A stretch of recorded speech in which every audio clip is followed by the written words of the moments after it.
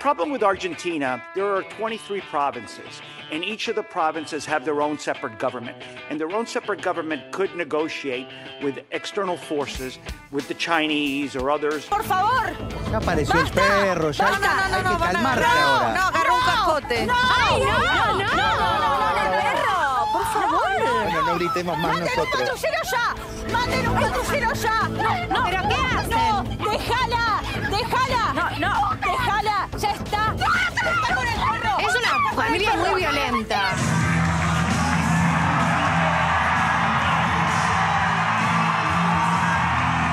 ¿Cómo es? Saquen al pingüino del cajón.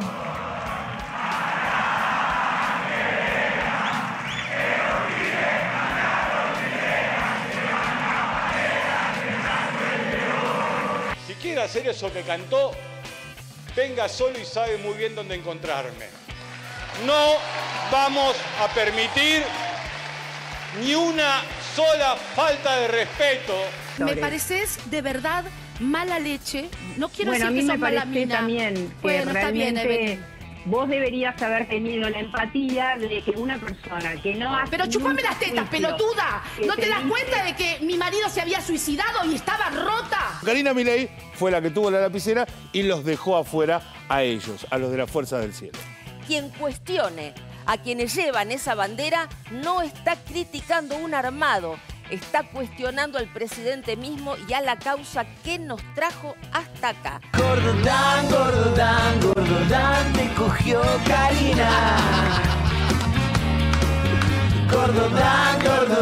Gordodán, Menem te cagó. Cuando era adolescente, acusé falsamente a mi padre de algo gravísimo. No fue una mentira inventada por mí, fue una historia sostenida, repetida, impuesta por una figura adulta en la que yo confiaba plenamente, mi madre. Hay psicólogos, hay salud activa, que es otro centro de psicología, que preparan a la gente para este tipo de cosas. Y los jueces que no se comprometen, hoy no somos iguales ante la ley. Hoy un hombre es denunciado y es culpable. Mucha potencia porque se necesita para que estos tipos que están arreando a la gente tengan su merecido en las urnas. Así que un abrazo grande y a militar como siempre lo hacemos, de corazón, con la cabeza. Si va a ser más o menos así la cosa, si es Fuerza Patria, como siempre, con la misma pavada, yo te voto, no tengo ningún problema. No voy a militar para esto. Yo no elegí la militancia política para esto. No le voy a militar a uno solo de sus candidatos.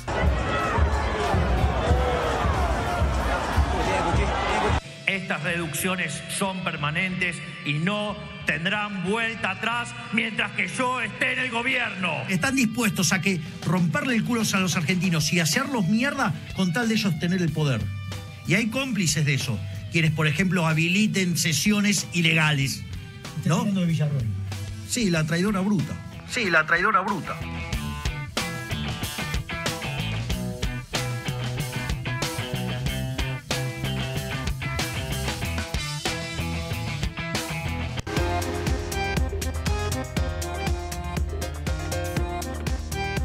Hola, ¿qué tal? Muy buenas noches. ¿Cómo andan? Bienvenidos, bienvenidas a una nueva edición de Opinión Pública. Otra vez los más perspicaces de ustedes se habrán dado cuenta que no soy Romina Mangel, no, soy Diego Iglesias, efectivamente, porque Romina en estos momentos está en los Martín Fierro esperando ganarse su merecido. Martín Fierro a Mejor Conducción por Labor Femenina en radio con su programa No Dejes para Mañana, así que le deseamos lo mejor y estaremos atentos, muy atentos a los acontecimientos para ver si finalmente se lleva ese Martín Fierro. Mientras tanto, Nicolás Fiorentino, que tengas una muy buena noche. ¿Cómo te va? Gracias. Dos resultados nos importan hoy. Uno es el de Romina Los Martín Fierro y otro es lo que está aconteciendo en el Estadio Monumental. Por ahora 0-0 con San Lorenzo. Son los dos resultados.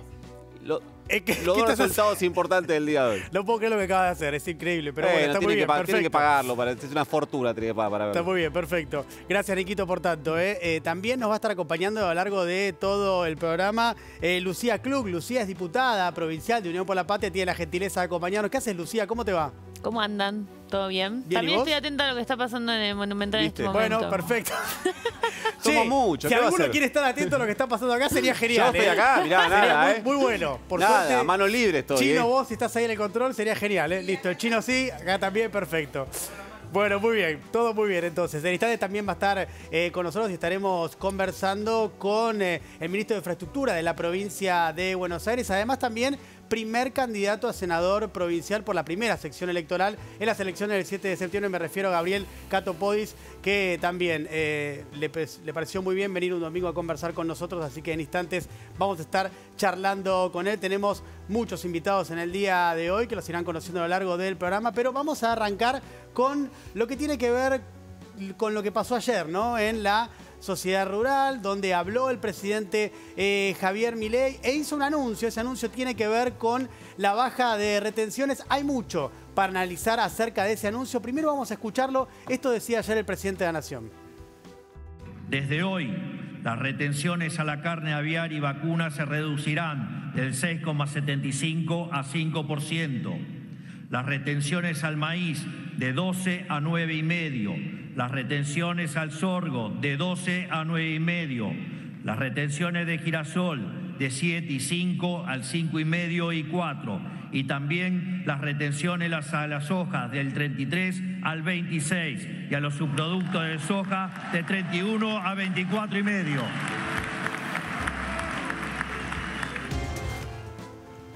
Bueno, ahí estaba entonces el anuncio con claridad, una sorpresa en algunos puntos, como por ejemplo el de la soja, pero luego el presidente de hacer este anuncio dijo que la economía, o mejor dicho, la primera regla de la economía es la escasez. Y que a partir de eso uno puede preguntarse lo siguiente: bueno, si es efectivamente la escasez la primera regla de la economía, la cuestión es cómo se administra esa escasez. Y ahí es donde entra la política, claramente. Y ahí es donde el gobierno toma decisiones. Y el gobierno, en el día de ayer, también dejó bien en claro cuáles son sus nortes, cuáles son sus prioridades. Porque en el mismo acto donde el presidente anunció la baja de retenciones, también confirmó que va a vetar las siguientes leyes. Presten atención. Por supuesto que por todas estas razones y para proteger el superávit fiscal, que es el ancla que nos está llevando el futuro, vamos a vetar estas leyes que lo que buscan es llevar el país a la bancarrota y a la pobreza.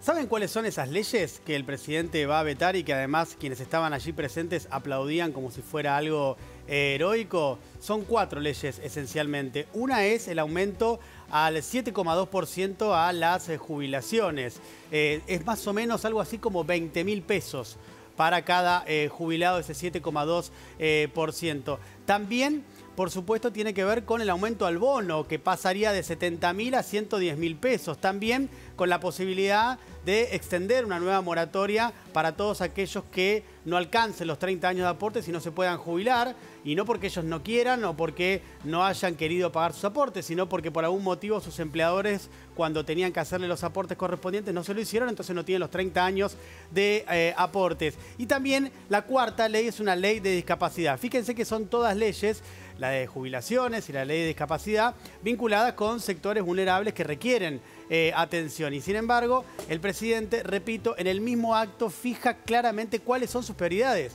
Una prioridad es bajarle las retenciones al campo.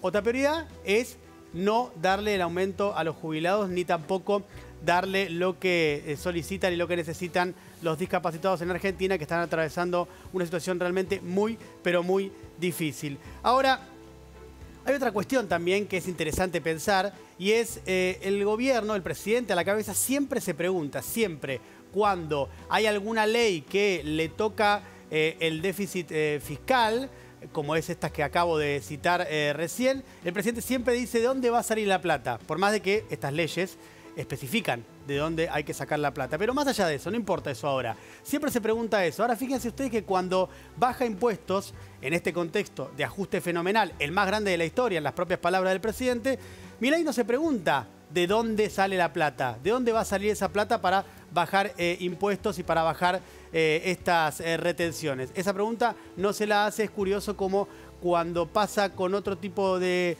situaciones, como el aumento para los jubilados que están atravesando una situación muy difícil, ahí el presidente sí se lo pregunta, pero cuando es con las retenciones no se la pregunta. Vamos a ver a continuación unos números muy concretos que tienen que ver con las jubilaciones.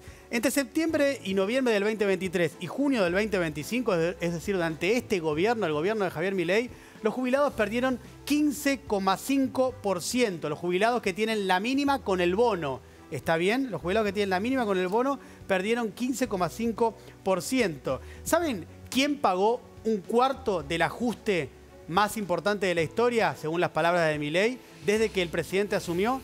Los jubilados. Si vos sos jubilado, si vos sos jubilada y estás ahora viendo esto, tenés que saber eso, que un cuarto del ajuste lo pagaste vos. Lo pagaste vos con justamente la reducción drástica de tus jubilaciones, que ahora, con una ley, las quieren mejorar levemente y que el gobierno la va a vetar, y eso es lo que estaban aplaudiendo en la sociedad rural. A esto hay que sumarle otra cuestión, que además de que los jubilados perdieron esto, 15,5%, también hay que entender que la canasta del jubilado, por los gastos que tiene, aumentó bastante por arriba de la inflación. Entonces, si uno va a hacer el fino de eso, perdieron todavía más los jubilados. Su poder adquisitivo se vio todavía más reducido. Y a esto hay que sumar una cuestión más, que es muy relevante, que tiene que ver con los medicamentos. Los jubilados destinan una porción importante de su jubilación a los medicamentos. Bueno, desde que asumió el gobierno, redujo la cantidad de medicamentos gratis del PAMI y también redujo los porcentajes de descuentos en cantidad de medicamentos. Es decir, hay menos medicamentos con menos descuentos para los jubilados. Digo, para entender y para poner en dimensión de qué estamos hablando cuando hablamos de las prioridades que tiene el gobierno, porque en definitiva, si la economía, como decía Milei, es una cuestión de administrar la escasez, la política es la que se encarga de eso, y ahí hay una decisión que tiene que ver con la prioridad de cada uno. Ahora, hay otra cuestión acá, ¿no? Porque además de estos proyectos de ley que yo les cité, hay, que en realidad son leyes ya, hay dos proyectos de ley que tienen media sanción, que son proyectos presentados por los gobernadores, que son proyectos que van a ir a la Cámara de Diputados porque ya tienen la media sanción del Senado. Estos proyectos los presentaron los 24 gobernadores, tienen que ver con los fondos de las provincias, son los de ATN y la coparticipación del impuesto a los combustibles. Ahora bien, hay un punto ahí para pensar qué va a pasar con eso, porque el gobierno apuesta, además por supuesto de los votos del PRO, con los que ya descuenta, que siempre los va a tener, ¿no? El gobierno apuesta a que tenga algunos diputados que por orden de los gobernadores acompañen el veto del presidente. Es decir, que la Cámara de Diputados consiga al gobierno el número necesario, héroes le llamó en su momento, se acordarán ustedes, para sostener los vetos. Así que hay que prestarle atención a qué van a hacer los gobernadores con esto, que tal vez es una posibilidad, no una certeza, negocien algo de esto, de los ATN o de la coparticipación del impuesto a los combustibles, que algo de esto salga a cambio de darle algunos diputados al gobierno para que vos, si sos jubilada o jubilado, no puedas recibir tu correspondiente aumento. Hay otra cuestión que tiene que ver también con esto, con el modelo económico del presidente, mientras en la rural ayer quienes estaban ahí, muchos de ellos muy hacendados, muchos de ellos muy pudientes, y lo aplaudían, cada una de las palabras del presidente. Hay que ver qué pasa con el empleo en la Argentina. Este es un tema clave porque tiene que ver con hacia dónde va lo que está planteando Toto Caputo y Javier Milei. Y ahí hay que prestarle atención a lo siguiente, porque el empleo informal ha crecido comparado primer trimestre del 2024 con primer trimestre del 2025, que es como hay que medirse, según la EPH, que es la encuesta permanente de hogares. El empleo informal ha crecido en 224.000 puestos de trabajo. Pero a su vez, que creció el empleo informal en este periodo, se destruyeron 80.000 puestos de trabajo de empleo formal público y privado. ¿Qué quiere decir esto? ¿Cómo se traduce esto? Bueno, con algo muy claro, que es que lo que está pasando es, se está profundizando algo que no es propiedad única y exclusiva del gobierno de Javier Milei, que ya venía pasando hace años en la Argentina, lamentablemente, pero que ahora se está profundizando, que es el deterioro de la calidad del empleo. Vamos hacia un empleo cada vez más precario y estos números, como les acabo de decir, lo reflejan claramente. Pero además hay un punto más que tiene que ver con esto. Porque la pregunta frente al aumento de la desocupación, frente al aumento del empleo informal, frente a la destrucción del empleo formal es, bueno, ¿a dónde van esos trabajadores que se han quedado sin trabajo, que se han quedado sin laburo? Y otra pregunta más conectada con esto. los trabajadores a los que no les alcanza sus ingresos, ¿qué hacen? ¿A dónde van para conseguir otro trabajo? Y ahí aparece la economía de plataforma, los trabajos de plataforma, ya sea de delivery, de transporte, como puede ser un automóvil, por ejemplo. Y hay que pensar qué pasa ahí con los ingresos. También es relevante esto, porque según también información oficial, en los 4 meses que van de febrero a mayo inclusive, el salario real pierde 5,5%. Esto es un desmoronamiento del salario real, de lo que vos tenés en tu bolsillo, de tu poder adquisitivo. Y esto pasa claramente porque incluso en el sector más privilegiado, que son los trabajadores formales sindicalizados, las paritarias van por debajo del aumento de la inflación, y esto es por pedido del gobierno, y es algo que el gobierno exige para poder homologar las paritarias. Pero yo preguntaba recién, bueno, ¿qué pasa con estas economías de plataformas? ¿Pueden absorber a esta cantidad de trabajadores que se quedan sin laburo? ¿Pueden estas economías de plataforma brindarle a los trabajadores mayores ingresos? Bueno, en principio lo que pasa es que efectivamente cualquiera se puede descargar una aplicación y ponerse a manejar un auto para ir a buscar personas, o se puede bajar una aplicación si tiene bicicleta o moto y empezar a trabajar de delivery. Ese no sería el problema. El problema está en otro lado, y es interesante un trabajo que realizaron desde la Universidad de San Martín. El trabajo se titula como pregunta: ¿crece el refugio en el trabajo en plataformas? Es del Centro de Capacitación y Estudios sobre el Trabajo y Desarrollo de la UNSAM. Y ahí lo que están observando es que efectivamente está creciendo como refugio este tipo de laburos, pero que a su vez lo que está pasando es que la demanda no puede acompañar el rápido crecimiento de esto. ¿Qué quiero decir con esto? Vos te podés bajar la aplicación si te echaron del laburo o si la guita no te alcanza con tu trabajo y necesitas otro más, te podés bajar la aplicación y salir a manejar un auto. Pero el tema es que la demanda, porque la economía no está bien, porque la actividad en la Argentina está estancada, porque la economía no crece, eso lo que deriva es que, en definitiva, no va a haber más gente pidiendo autos. Por lo tanto, lo que va a haber es más oferta, cada vez más cantidad de gente manejando un auto, pero la demanda se mantiene igual, no crece. Por lo tanto, vas a tener que dividir entre mucha más gente esa plata. Y el problema que dice este estudio, y que es interesante, es que la demanda no puede absorber tanta cantidad como está sucediendo en los últimos meses a partir de esta situación que les acabo de describir. Para ir finalizando, vamos a compartir algo más que tiene que ver y es importante con lo que pasó en la semana y está conectado de alguna manera con esto que estamos hablando. Porque así como el gobierno tiene un ancla salarial, porque lo acabamos de ver, hay un ancla salarial por más de que el gobierno no la explicite, hay también un ancla cambiaria, por más de que ahora estamos en un esquema de flotación de bandas, pero uno observa que el gobierno compra dólar futuro, uno observa también además que el gobierno no compra las reservas que tiene que comprar. ¿Y eso por qué es? Bueno, justamente porque no quiere exaltar la demanda, porque si el gobierno comprara las reservas que el Fondo Monetario le exigió que tenía que comprar de acuerdo al acuerdo que tenía con el fondo, es mayor demanda de dólares y eso podría acercar más hacia el límite de 1.400 de la banda cambiaria. Bueno, el gobierno no está haciendo todo esto. Y ahí aparece el Fondo Monetario Internacional. Como vimos esta semana, a pesar de que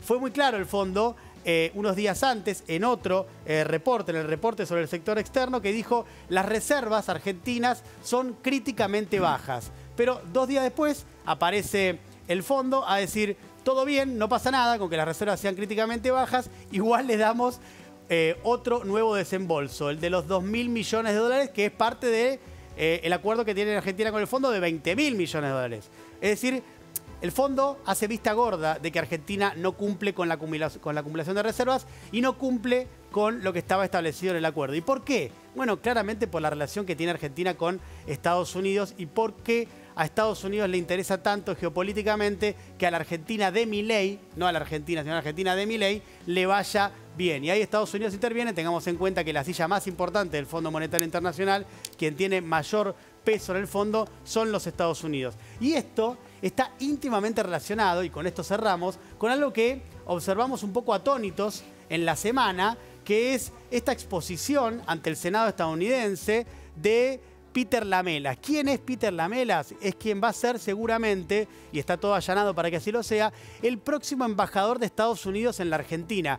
Fíjense con el desparpajo que habla de cuáles son sus planes para cuando sea embajador en la Argentina. There are 23 provinces, and each of the provinces have their own separate government. And their own separate government could negotiate with external forces, with the Chinese or others, to come in and do projects in that particular province. And that may also lend towards corruption on the part of the Chinese.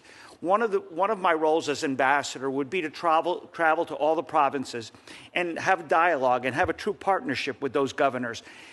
Not only with the president, not only with President Milei, Geraldo Wortham, the foreign minister, Luis Caputo, Santiago Caputo, and everybody in the Milei government, but my role is also to get out into the countryside and make sure that we weed out corruption and support Milei and the Milei government on all their efforts to get to the bottom of the Mia bombing and to make sure that Cristina Fernández de Kirchner receives the justice that she well deserves.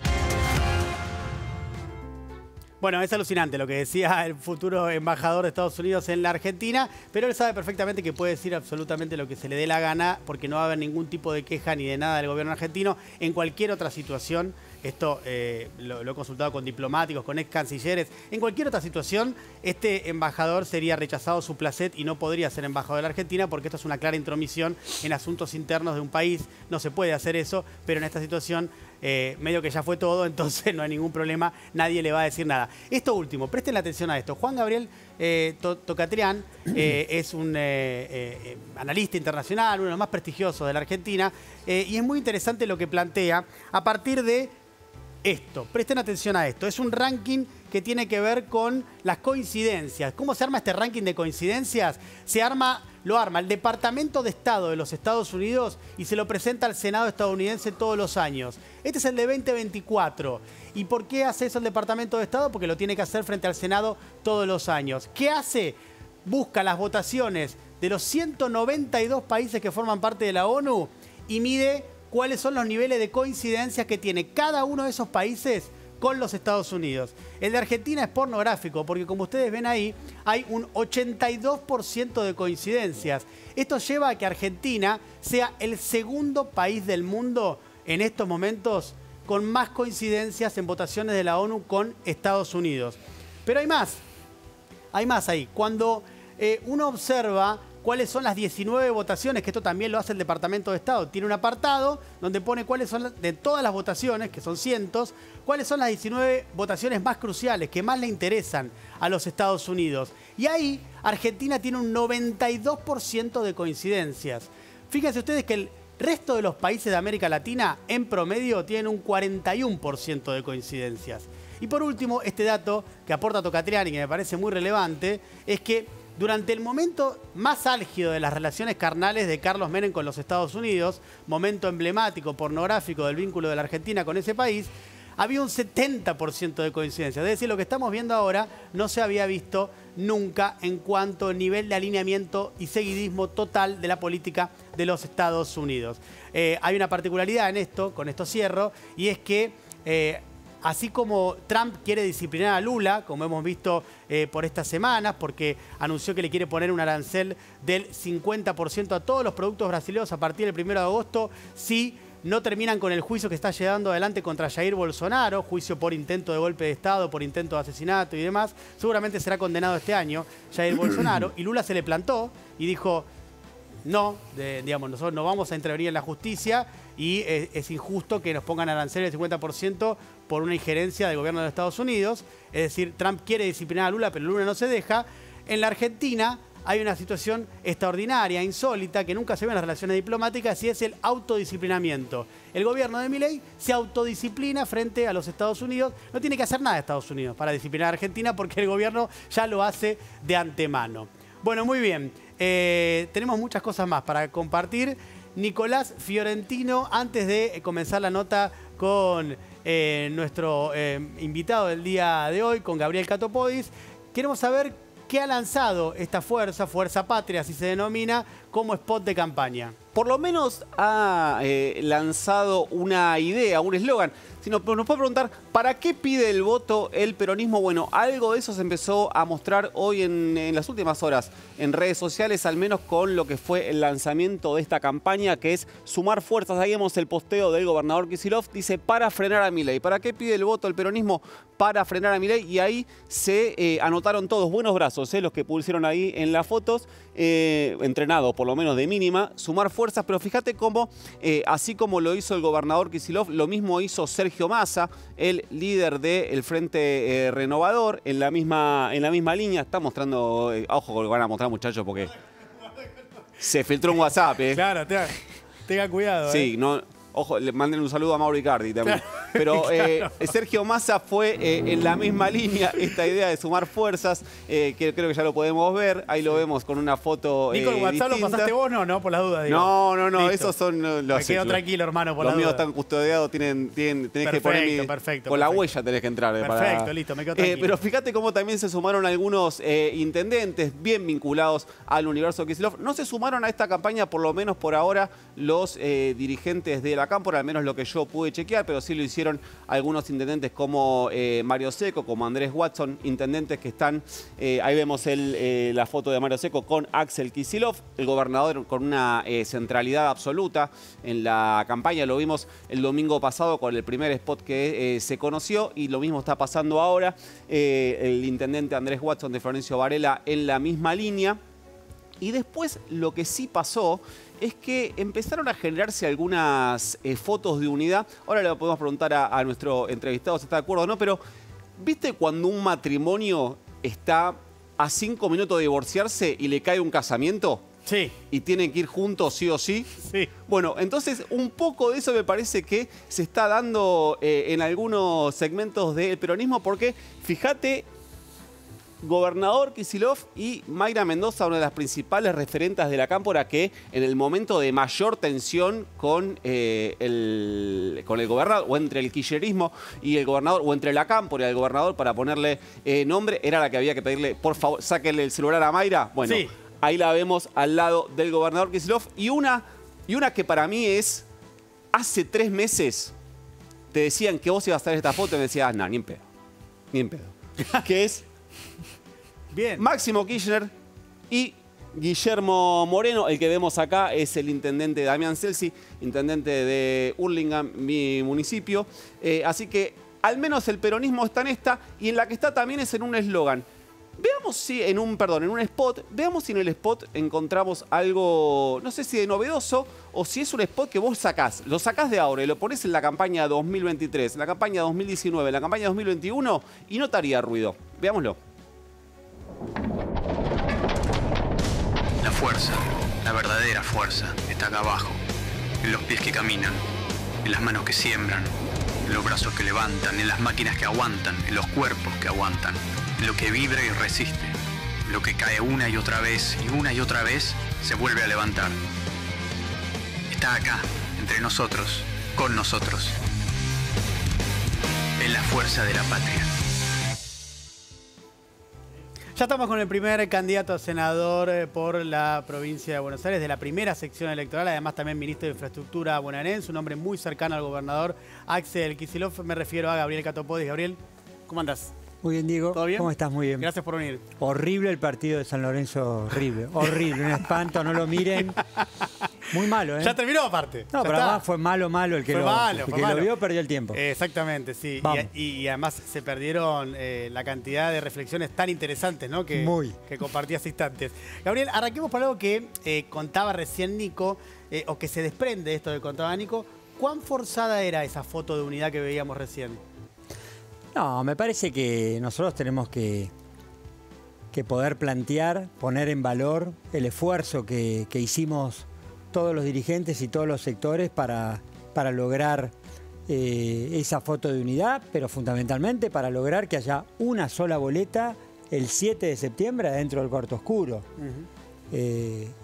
Podía ser realmente un desastre si no teníamos la responsabilidad y la seriedad para garantizar ese objetivo, porque venimos planteando que es excepcional, que lo que está pasando en la Argentina es definitivamente un momento muy anormal, que hay un nivel de agresión a la democracia, a la convivencia democrática, que nos obliga a tener muchísima madurez. Y la madurez permitió que hoy le podamos ofrecer a la gente una boleta muy fuerte, con fuerza patria, y que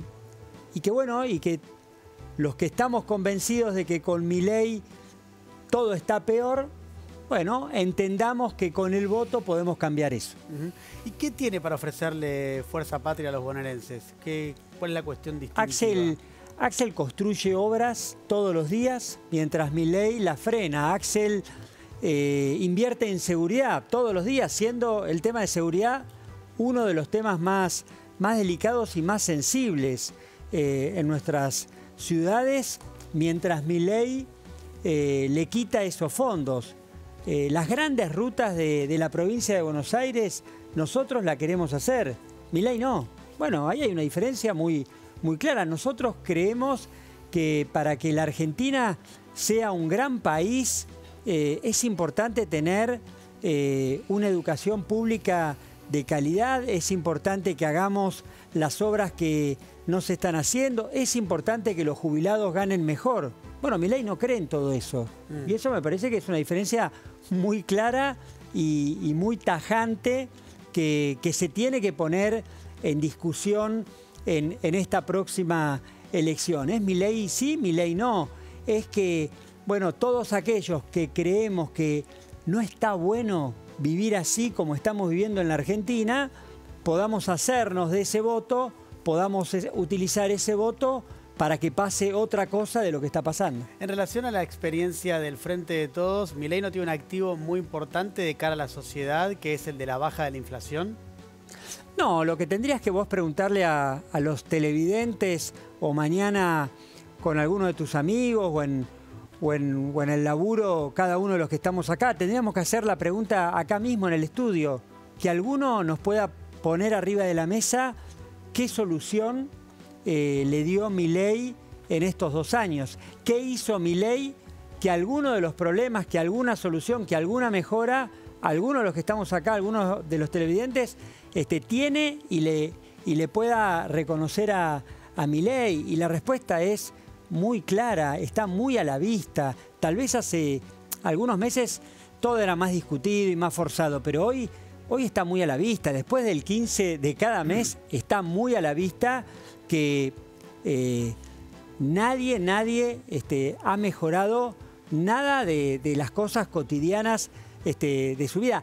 Nadie podría decir que, de acuerdo a cómo puedas presentar el tema de la inflación y tal vez la baja de la inflación, a vos te fue mejor. Vos hiciste algo con eso que supuestamente te mejoró en relación con los precios del supermercado o del almacén. Definitivamente no hay ninguna mejora en 2 años de Milei. Todos estamos peor y eso es lo que de alguna manera me parece que se va a balancear, se va a discutir y se va a votar.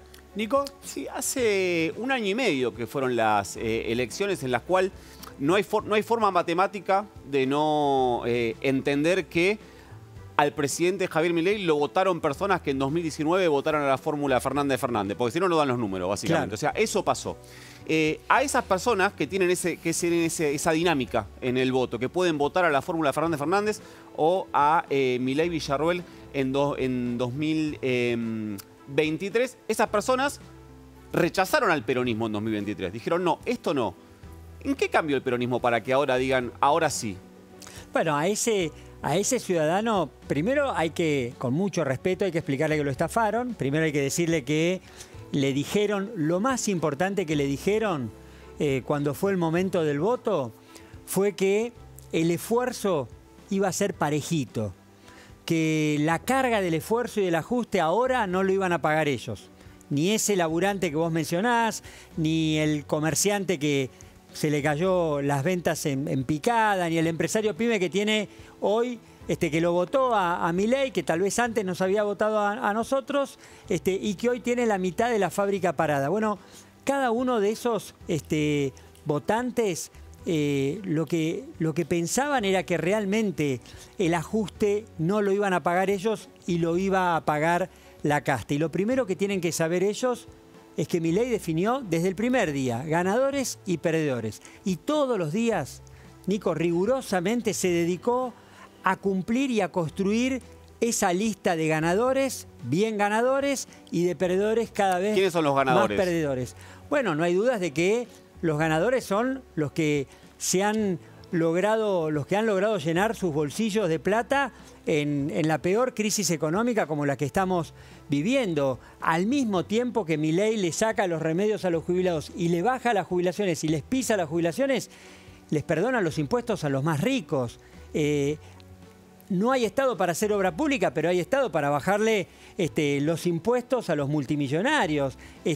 No hay Estado para financiar la educación pública, pero sí hay Estado para, de alguna manera, triplicar o cuatriplicar los fondos de la ex-CIDE o para perseguir a periodistas. Me parece que a ese votante nosotros lo primero que le tenemos que decir es eso.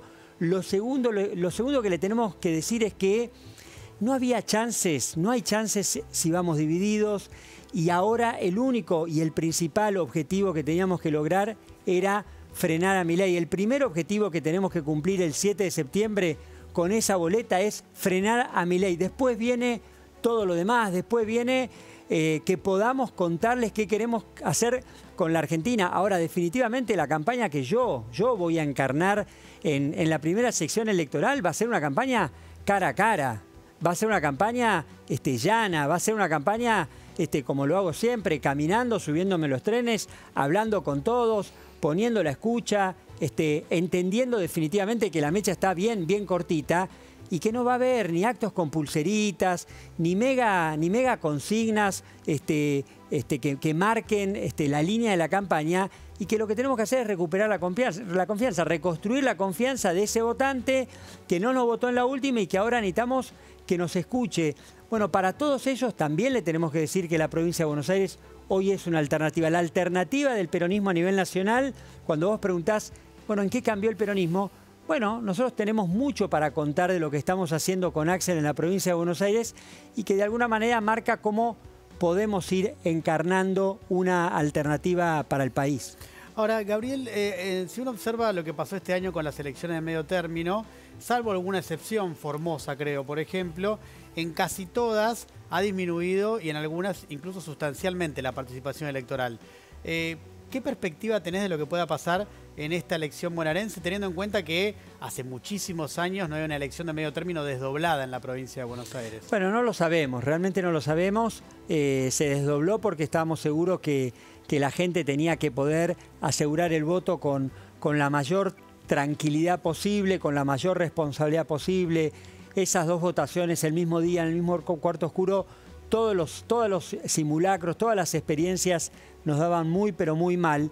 Pero bueno, tendremos que hacer un esfuerzo mayor. Si eso es lo que está pasando y lo que marcan otras elecciones provinciales, bueno, en la provincia de Buenos Aires tendremos que trabajar el doble para lograr que la gente pueda participar, para lograr que la gente entienda que no tiene que dejar que los políticos hablen y decidan por ellos, que es con el voto como tienen que decidir, que no alcanza con la queja, que no alcanza con las redes, que ahora hay que ir a votar, que el voto es una acción ciudadana de enorme soberanía, de enorme responsabilidad, pero también de enorme presión, porque vos mostrabas algunas imágenes de la sociedad rural argentina. Bueno, ellos lo presionaron, lo extorsionaron, lo expresionaron, lograron que Milei les dé lo que ellos estaban pidiendo, ¿no? Que era la rebaja de las retenciones.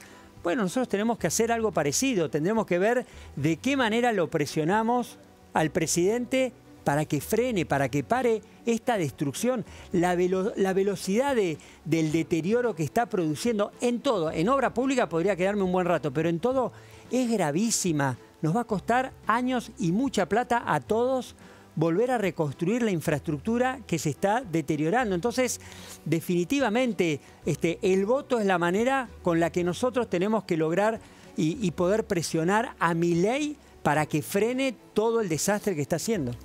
Gabriel, entiendo que vos ahora estás en la campaña del 7 de septiembre, que es la que te tiene además como el protagonista porque sos cabeza de lista, pero literalmente quedan 20 días para el cierre de listas de las elecciones nacionales. Y teniendo en cuenta lo traumático, acá no nos ofendemos, entendemos cómo funciona un cierre de listas, pero también entendemos que fue especialmente traumático este cierre de listas. ¿Allanaron, aunque sea mínimamente, el camino o arrancan de cero y otra vez pueden volver a quedar al borde de la fractura? No, de internas, de discusiones, no hablamos más hasta después de octubre, lejos. Es una decisión de toda la fuerza. Pero tienen que presentar listas ahora. Ahora concentrarnos en lo importante. Es una decisión estar en la calle, es una decisión que la gente, que nosotros podamos plantear con mucha claridad qué nos une los que tenemos que ir al cuarto oscuro y agarrar esa misma boleta de fuerza patria. ¿Qué nos une?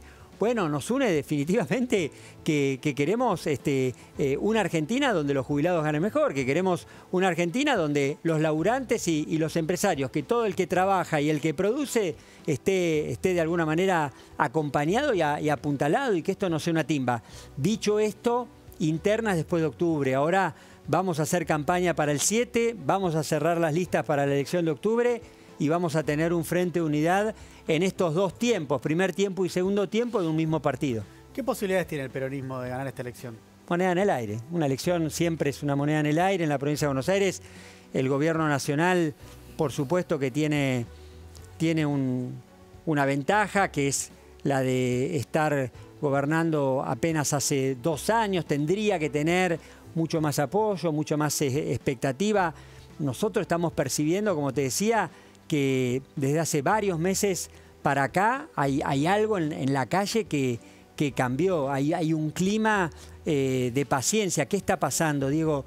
La gente estaba dispuesta a hacer un esfuerzo. Estaba decidida y entendía que había que hacer un sacrificio. Ahora, entendía que ese esfuerzo y ese sacrificio no iba a ser inútil. Iba a tener algún tipo de provecho, iba a tener algún tipo de premio. Bueno, hoy es muy claro que todo el esfuerzo que se hizo estos 2 años no nos llevó a ningún buen lugar. Nadie lo pudo recoger en nada concreto. Y no es que solo estamos mal ahora, no es que al comerciante le está yendo mal ahora. El rumbo, el punto de llegada del proyecto de país que tiene Milei, cuando vos ponés la Argentina y en perspectiva 2, 3, 4 años, se ve feo, está mal. Es así, es un plan de ganadores, muy, muy ganadores, y de perdedores, muy, muy perdedores. Y en la lista de los perdedores de vuelta están buena parte de los argentinos. ¿Te toca jugar un partido que el peronismo no gana hace 20 años? ¿Tengo bien el dato? En las elecciones de medio término de la primera sección electoral. Así es. Pero la vamos a pelear, nos tenemos mucha confianza, vamos a estar en la calle, acompañados por todos los intendentes del peronismo que tienen un compromiso enorme. Varios compañeros intendentes del sector de la Cámpora también se están sumando a esta campaña, porque esta campaña empezó hoy, que vos mencionabas en las redes, pero lo más importante es que estamos todos juntos, plantaditos, con mucha claridad de qué es lo que tenemos que hacer. Necesitamos que la gente nos vea cuidándolos, plantados, y que seamos creíbles cuando hablamos de sus problemas, que seamos creíbles cuando les digamos cómo queremos cambiar y cómo queremos que sean las cosas en la Argentina. En mi caso, además, laburando todos los días. Mañana estoy en Miramar inaugurando un hospitalito, un centro de salud, pero todos los días mostrando que la obra pública también es una evidencia muy concreta de los dos modelos. Es una evidencia muy, pero muy... Mira, cuando un país no invierte en infraestructura y en conocimiento, es un país que está jodido. Bueno, nosotros desde la provincia de Buenos Aires vamos a demostrar todos los días que el camino que tenemos que seguir es otro a nivel nacional, y lo hacemos con Axel y con mucha responsabilidad. Esto que te voy a preguntar ahora, en instantes también se lo quiero preguntar a Lucía Klug, la diputada provincial, que además integra Patria Grande, ¿no? La fuerza que tiene como principal referente a Juan Grabois. Esta semana generó mucho debate, mucha discusión, algo que dijo Ofelia Fernández, que también integra esa fuerza política, en donde ella dijo que le parecía mucho mejor que, en vez de, en palabras de ella, fingir una unidad, ir con distintas listas de cara a octubre, ¿no? Que el peronismo o el panperonismo vaya con 3, 4, 5 listas, no sé, la cantidad de listas de los distintos representantes, ¿no? Uno podría rápidamente decir una lista encabezada por Grabois, una lista encabezada por la Cámpara y una lista encabezada por el Movimiento Derecho al Futuro, que vos también integrás, que es el del gobernador de la provincia de Buenos Aires. ¿Qué pensás de esto que dijo Ofelia? Que hemos dado un paso muy importante con Juan y con su fuerza política. Lucía es candidata del Frente en la provincia, en las elecciones de septiembre. Yo tengo un cariño y un respeto muy grande por Ofelia y por todo el equipo de Juan, por Juan por supuesto en particular. Trabajo con él porque su equipo está en el ministerio conmigo en distintos programas y definitivamente lo que te decía antes, no había chances, íbamos partidos. Ahora tenemos que tener con mucha claridad el objetivo de poder frenarlos. Ahora, es cierto que lo que se rompió 1 a 1, Milei tocó algo muy personal, muy íntimo de la gente. Jugó ahí abajo. Y lo que nosotros perdimos 1 a 1 lo tenemos que recuperar 1 a 1. ¿Por qué te digo esto? Porque no es de consignas, no es con focus group, no es con consultores, es que logremos reconstruir la confianza. Después, si hacemos eso, las consignas van a poder cumplir efectivamente de manera eficaz en el terreno, pero estoy convencido de que tenemos la responsabilidad de mostrarnos con mucha seriedad, de ser creíbles y de construir en septiembre y en octubre el frente opositor más amplio, más diverso, más plural de todos los que queremos confrontar con Milei. Docentes, estudiantes, jubilados, trabajadores, todos los que no queremos vivir así como se está viviendo en la Argentina, van a tener en septiembre y en octubre una boleta muy fuerte que es la de Fuerza Patria. Gabriel, gracias por haber venido. Diego, un placer. Abrazo. Lucía, ¿qué pensás vos de esto que decía Ofelia, que recién Gabriel también opinaba? ¿Vos cómo lo ves? Bueno, ¿qué voy a decir, no? Lo dijo la compañera Ofelia Fernández, que me parece que hay que también como matizar en cierto punto, ¿no? Si uno ve la intervención de Ofelia completa, ella va al programa a plantear un debate y creo que efectivamente fue lo que pasó. E incluso el debate fue en vivo, ¿no? Creo que se abrió la palabra a otras personas, ¿no? Porque, bueno, también el discurso de la unidad hasta que duela, el rebranding de nombres, de spots y demás, bueno, eso está teniendo las patas cortas, ¿no? No en un sentido político-electoral. Sí creo que eso ha funcionado para ganar elecciones. Eso, sin duda, es así, ¿no? En el Frente de Todos nos juntamos todos y ganamos. Unión por la Patria, en su momento, intentó hacer lo mismo. Hizo una muy buena elección, a pesar del pésimo gobierno que habíamos hecho. Entonces, bueno, sí, estamos todos en el cierre de listas, discutimos y demás, y llegamos a las elecciones todos juntos. Ahora bien, eso después es efectivo al momento de gobernar, porque nosotros y nosotras tenemos una tarea muy, muy importante, que es plantear una alternativa de gobierno a este desastre que vos planteabas, Diego, en la editorial. O sea, nosotros tenemos una responsabilidad. Ahora, esa responsabilidad, ¿cómo la vamos a llevar a cabo, ¿no? Entonces, ahí me parece que hay un punto en lo que marca Ofelia, que es eso, abrir un debate y no aceptar calladitos el cambio de nombre, pero las disputas internas que continúan, y entender que es un momento de dar esas discusiones, porque nosotros en el 27 tenemos que volver a gobernar la Argentina y no podemos volver a caer en que gobierne una fuerza como la del Frente de Todos, que fue una experiencia absolutamente fallida, con muchísimas dificultades, con muchísimas internas y sin capacidad de representarnos ya a lo último de ese gobierno. Entonces, bueno, nosotros queremos volver a eso, a representarlo. Decía Cristina también en sus últimas intervenciones antes de que la metieran presa. Bueno, ¿qué es esa capacidad de representar? Y bueno, para mí tiene que ver con sacudir un poco el avispero, plantearnos o repensarnos si realmente vamos a ir de vuelta atrás de un candidato que nos vamos a enterar a las 12 de la noche quién es, y todos calladitos a militar. Y la verdad que por lo menos mi generación y mi fuerza política de esa dinámica, de esa lógica, se está cansando un poco, digamos, ¿no? Y nosotros no vamos a aceptar mansamente el lugar donde nos toque estar y demás. Obviamente en la provincia de Buenos Aires, lo decía Gabriel también, vamos a acompañar, vamos a estar. Yo soy candidata en una de las listas y demás, porque entendemos que no es momento tampoco para darle una discusión directa al gobernador, ¿no? Que tomó una definición que fue desdoblar las elecciones. Ahora, a nivel nacional, donde realmente se juega la discusión contra Milei, bueno, tenemos que ser un poco más creativos, loco. Eso es un poco el planteo de mi espacio político. Hay algo que pasa, además, Lucía, que yo lo decía un poco cuando mostrábamos los spots y las campañas, que es que ves la narrativa. los colores, las palabras Igual. elegidas y hasta los candidatos, y vas a agarrar la lista del 7 de septiembre y se la pones, lo decía recién, en 2023, en 2021. Creo que llegás hasta 2015 y te cierra, no te va a hacer ruido nada de lo que encuentres ahí. El principal problema de estas elecciones, lo decía Diego también, es que la gente no está yendo a votar. Lo que nosotros nos preguntamos es ¿por qué iría a votar? ¿Por qué alguien iría a votar el 7 de septiembre? ¿No? ¿Por qué iría a votar? Bueno, ahí nosotros tenemos que ser creativos en la inventiva de devolverle a la gente la esperanza, las ganas o el interés en la discusión política. Si nosotros ponemos siempre a los mismos candidatos, las mismas caras de siempre, y le decimos anda a votar para frenar a Milei, sin una discusión programática de fondo, sin pensar quiénes pueden ser incluso esas personas, ¿no? Me parece que la discusión no siempre es de nombres, pero un poco sí, ¿no? Porque los nombres representan cosas. El tramo final de la campaña es una boleta con nombres. Exactamente, exactamente. Y creemos que hay compañeros y compañeras que pueden refrescar un poco eso y generar cierta esperanza en el votante, ¿no? Yo creo que Juan es uno de esos compañeros y compañeras que tiene todas esas cualidades, ¿no? Es una persona joven, una persona que viene estando en la discusión contra Milei, el que viene estando en la discusión no solamente en la calle, sino también con las causas judiciales que viene trabajando en contra de Milei, ¿no? Bueno, me parece que hay que pensar en esos nombres, ¿no? Al momento de elegir a nuestros candidatos. Tenemos que elegir a los mejores en todo caso, ¿no? No seguir entendiendo o dándonos guiños internos entre las superestructuras políticas de, bueno, si encabeza tal es un guiño para... Bueno, no, hay que empezar a mirar a la gente, ¿no? Y dejar de encerrarnos en cuartos a discutir listas y empezar a pensar qué queremos representar, ¿no? ¿Qué representan esos candidatos? Y quién es el mejor para enfrentar a Milei, que en este caso va a estar corporizado por Espert, que parece que va a ser el candidato.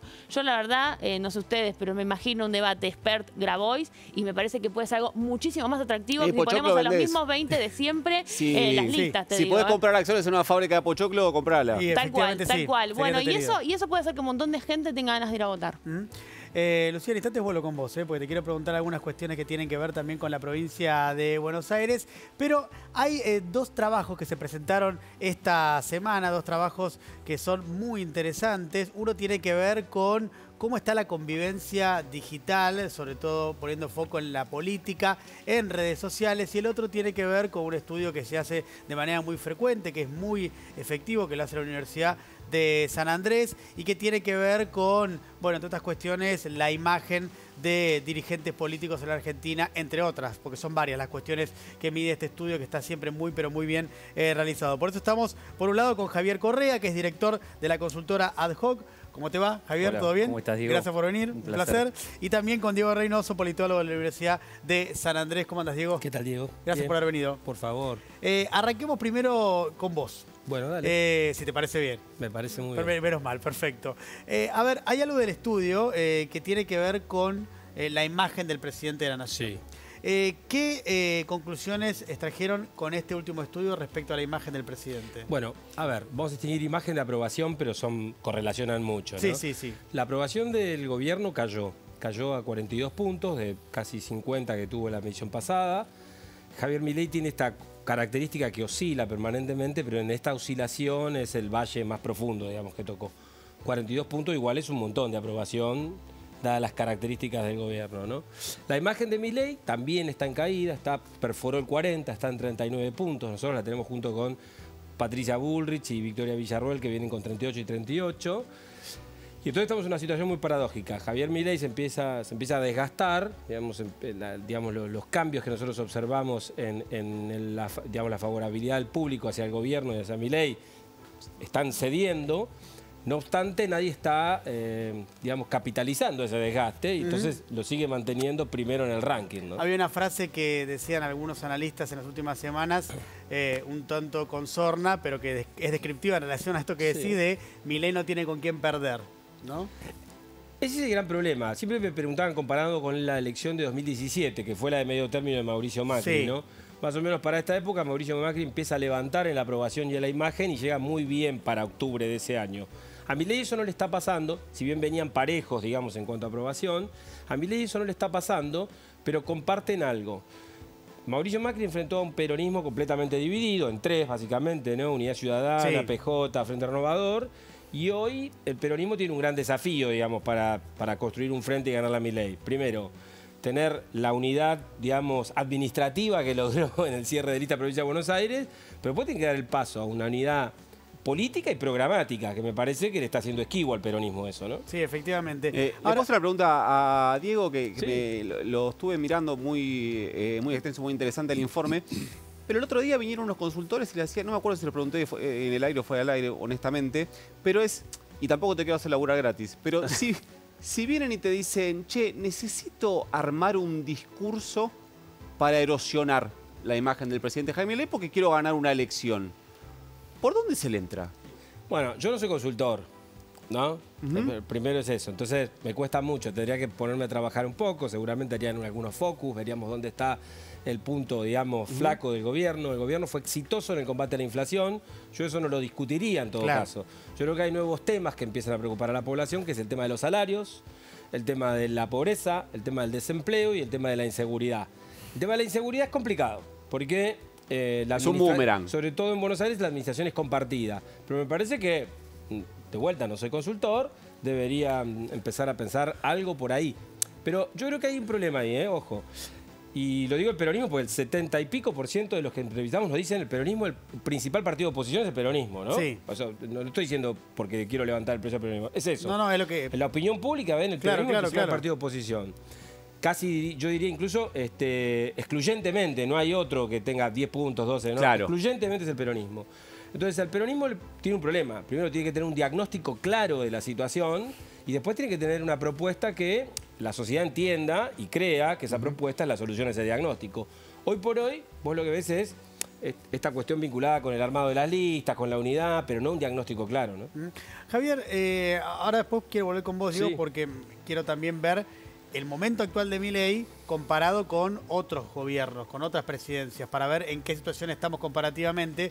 Pero antes, Javier, en tu estudio vos hiciste un análisis muy pormenorizado de lo que es las redes sociales y te encontraste con algunas singularidades. Una de ellas es algo que era perceptible, pero vos lo das con números muy contundentes, y es que el presidente, por ejemplo, es el usuario no troll que más insultos ha propagado en redes sociales en los últimos 2 años, más o menos, ¿no? 2 años y medio.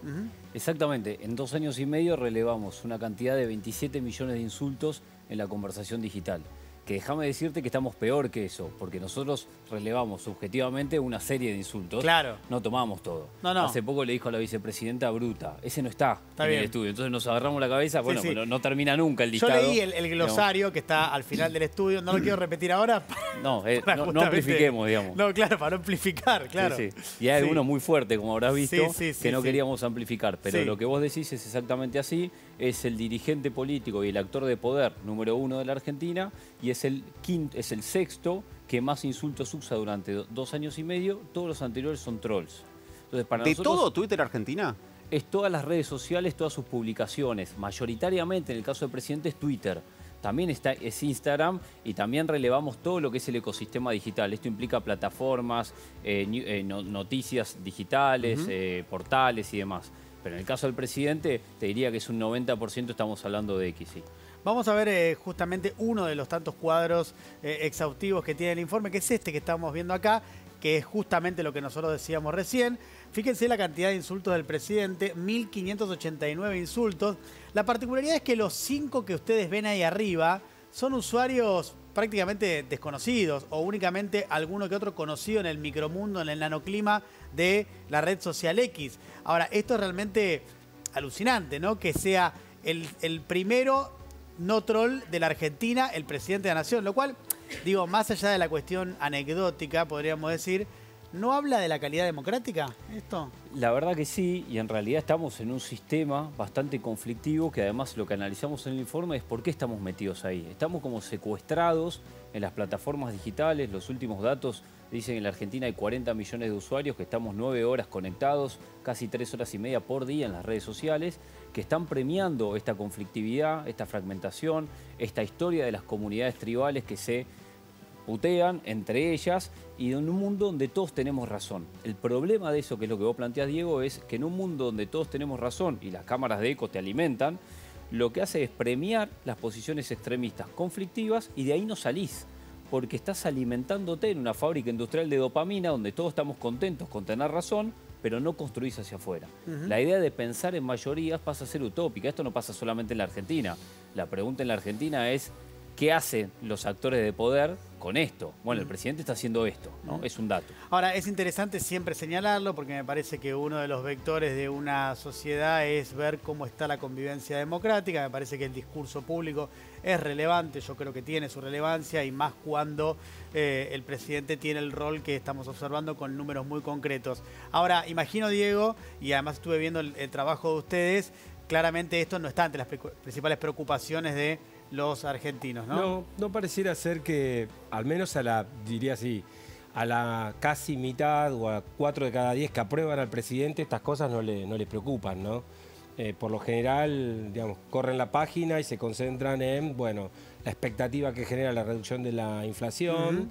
Y hay un núcleo importante que cualquier cosa que suceda, de todas maneras, es muy refractario al peronismo, con lo cual siempre respaldará al político no peronista más fuerte, digamos, ¿no? Eso ya es un piso, digamos, que probablemente Milei debe estar trabajando para, digamos, ganarlo, ¿no? Es decir, ya se lo quitó al PRO, por decirlo de alguna manera, claro, ¿no? Entonces, ahora es el momento de consolidarlo. Ahora, es interesante esto de que, entiendo por lo que veo en el estudio que hicieron ustedes, Diego, que va cayendo la preocupación de la inflación dentro de la sociedad y cae abruptamente, no solamente cae, sino que cae abruptamente, pero crecen otras que antes no estaban presentes. Si uno observa hace un año atrás, año y medio atrás, 2 años atrás, no estaban esas preocupaciones presentes, y no por lo menos en la cuantía que yo veo en el estudio, bueno, ¿no? Fundamentalmente desempleo y salarios. Claro, que es lo que contábamos al principio, ¿no? En el editorial. Exactamente. Yo creo que salarios es el tema central hoy.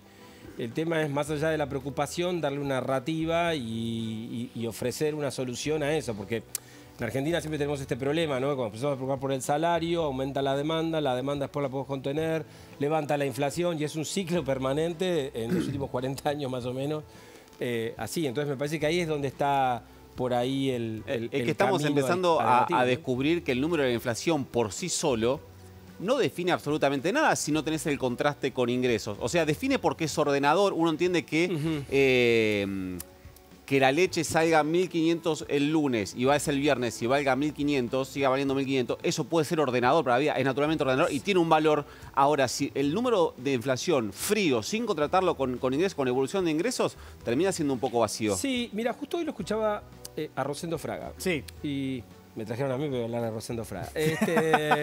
Pero decía algo bueno. Decía, la política antiinflacionaria de Menem duró y le sirvió mucho tiempo porque veníamos de 2 hiperinflaciones seguidas de un año y del otro, 89 y 90.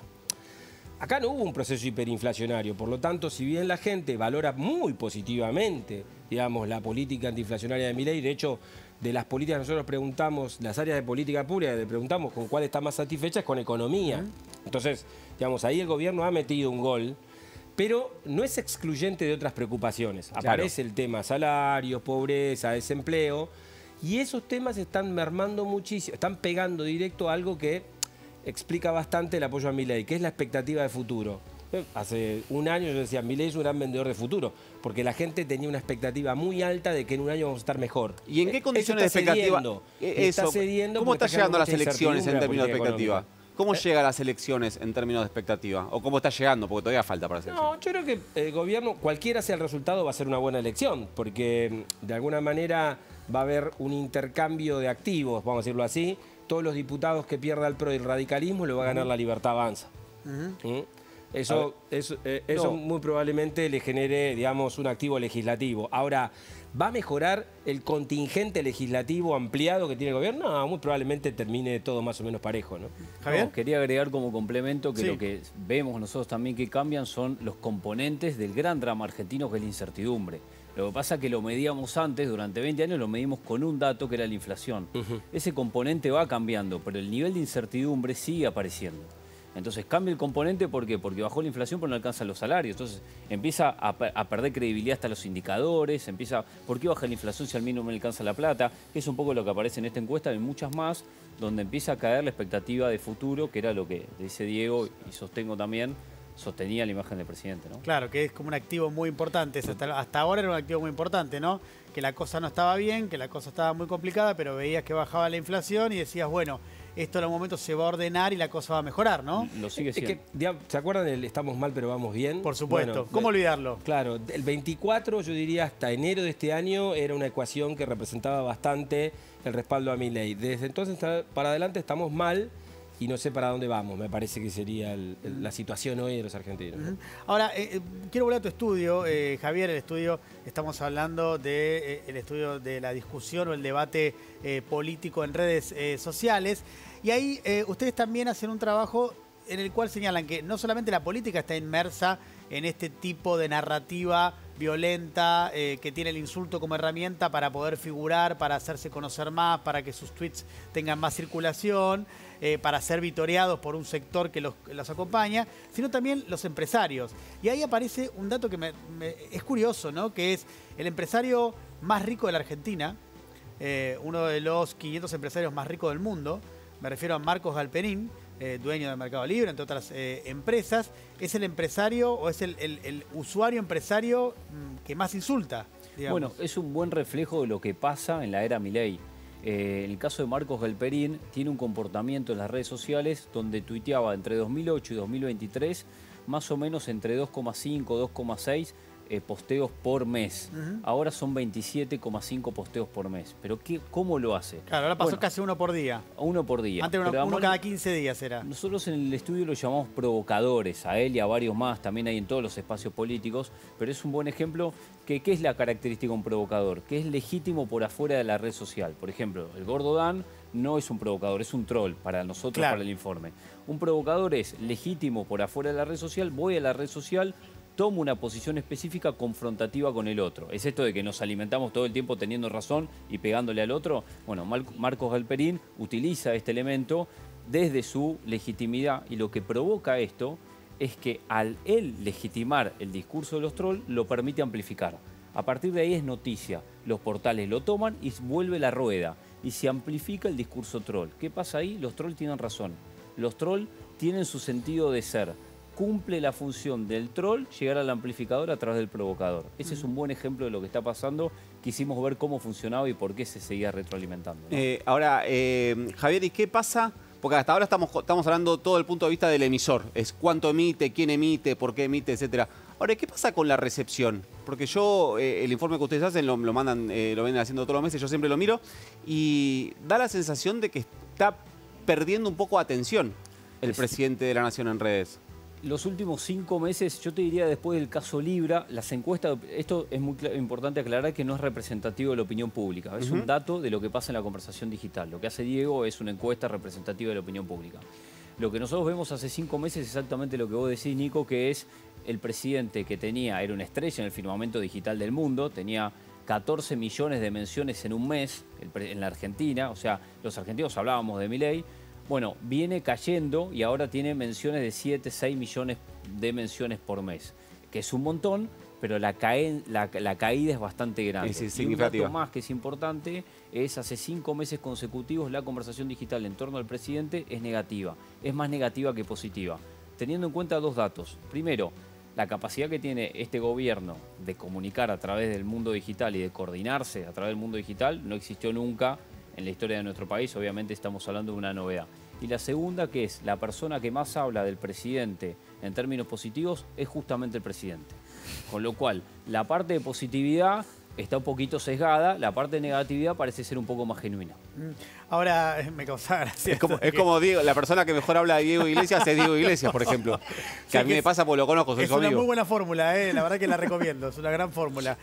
Ahora, pensaba esto que decías, Javier, y lo vinculaba con el estudio de ustedes, Diego, porque, digamos, los políticos en la Argentina, la dirigencia política en Argentina, tiene una particularidad y es que todos tienen diferencial negativo, ¿no? Hasta incluso los que tienen más imagen positiva, ¿no? Dentro de ese listado, de ese ranking, todos tienen más negativa que positiva. Mira, hace rato que esto sucede. Los últimos que tuvieron más positiva que negativa fue Horacio Rodríguez Larreta un año antes de la campaña presidencial. Javier Milei desde que llegó, junto con Victoria Villarruel. Patricia Bullrich siempre estuvo, desde que se comenzó, digamos, esta gestión, siempre estuvo en el top 3, pero siempre tuvo más negativa que positiva. Y hoy están todos completos, digamos, ¿no? Con mucha más negativa que positiva, casi a todo el arco político. Y hoy se te empiezan a aparecer, esto es un dato, por eso te decía, ¿no? La caída de Milei no estuvo acompañada de un crecimiento de otras imágenes públicas, Claro. porque los dirigentes de la oposición que mejor miden son Axel Kicillof, Cristina Fernández, bueno, Mauricio Macri, que no sé dónde ubicarlo, pero está ahí, digamos, con 30 y pico de puntos, 33, 32 ¿Cristina puntos. mide más que Axel? ¿Tiene mejor imagen No, que Axel? Axel tiene 1 punto, 2 puntos más. O sea, margen de error están todos más o menos ahí. Los que están alrededor de 1 de cada 3 es positivo. Y después tenés la diferencia entre los que, bueno, el resto es todo negativo, que es el caso de Cristina. O desconocimiento. Una parte, y otros tienen desconocimiento, o tienen opiniones intermedias, neutras, ¿no? Pero lo que está sucediendo es que los que lideraban, digamos, la consideración pública, Milei, Bullrich y Villarruel, se empiezan a acercar hacia abajo a, digamos, a los políticos más clásicos de la Argentina. No es que los otros están subiendo. Ahora, hace un rato yo te decía y dejaba pendiente esta pregunta, que es, bueno, cae la aprobación del gobierno de Milei, pero ¿qué pasaba a esta altura comparado con otro gobierno? Es decir, por ejemplo, el gobierno de Mauricio Macri, Sí. a esta altura, ¿cómo estaba en comparación con el de Bueno, Milei? el gobierno de Mauricio Macri entra a la elección de 2017 con una fuerte crisis en la calle, digamos. ¿Se acuerdan ustedes? Los maestros en marzo por ahí le arman una mega huelga, una manifestación. Hay ahí una represión tibia, qué sé yo, la cosa se complica. Pero para el 1 de abril hacen una buena movilización en respaldo al gobierno y desde entonces empieza a subir, a subir, a subir, a subir. Y llega a 50 puntos de aprobación en la elección de medio término. Ajá. Más por arriba, 56 puntos de aprobación en la elección de medio término. Hace una muy buena elección de medio término, ¿se acuerdan ustedes? La ola Casi amarilla. 40 La ola puntos. amarilla. Hablábamos de la ola amarilla. Sí, claro. Exactamente. Así que ese es el antecedente. Llegando a marzo, Milei y Macri se estaban emparejando, ¿no? A mí me lo preguntaron, ¿y cómo lo ves? ¿Hace el recorrido de Macri? A mí me parecía que no, porque la diferencia de Macri sí lograba algo de adhesión o simpatía, por ahí no lo votaban, entre los que no lo habían votado. Milei jamás pudo hacer eso. Milei ganó con el 55%, tuvo 55% de aprobación en enero y desde entonces bajó a 50, 49, 48. Y cuando vos segmentás por a quién votaste, los que aprueban el gobierno de Javier Milei son los que votaron a Bullrich y a Milei, nada más. Todos los demás rechazan el gobierno de Javier Milei. Entonces quedó muy, ¿se entiende? Quedó muy congelada la opinión pública. Esto es muy típico de los gobiernos que polarizan mucho, ¿no? No tuvieron lo que yo llamo luna de miel, es decir, ese momento en que incluso los que no te votaron apuestan algo por vos. Alberto le pasó con el inicio de la cuarentena, llegó casi a 70 puntos de imagen positiva. Mauricio Macri le pasó cuando llegó al gobierno, llegó a 72 puntos de imagen positiva, pero a Javier Milei eso no le pasó. El cuadro de tu estudio, Diego, de Alberto Fernández es estrepitoso, porque es marzo de 2020 allá arriba y es una pendiente pronunciada que no levanta nunca. Para la elección de medio término se empieza a estabilizar en 30 puntos por ahí. Mi impresión era en ese momento, lo recuerdo porque me la pasaba charlando de esto y demás, es que iba a empezar la levantada, aunque siempre las elecciones de medio término al peronismo, desde Néstor Kirchner para acá, le costaron muchísimas elecciones de medio término, pero justo más o menos para esta época sale la foto. Y eso, ¡pum!, lo draga, digamos, sí, fue nuevamente en junio, y nunca más se recuperó. junio de 2021 salió la foto. foto. Exactamente, que fue para la elección de medio término. ¿Quién es el líder de la oposición?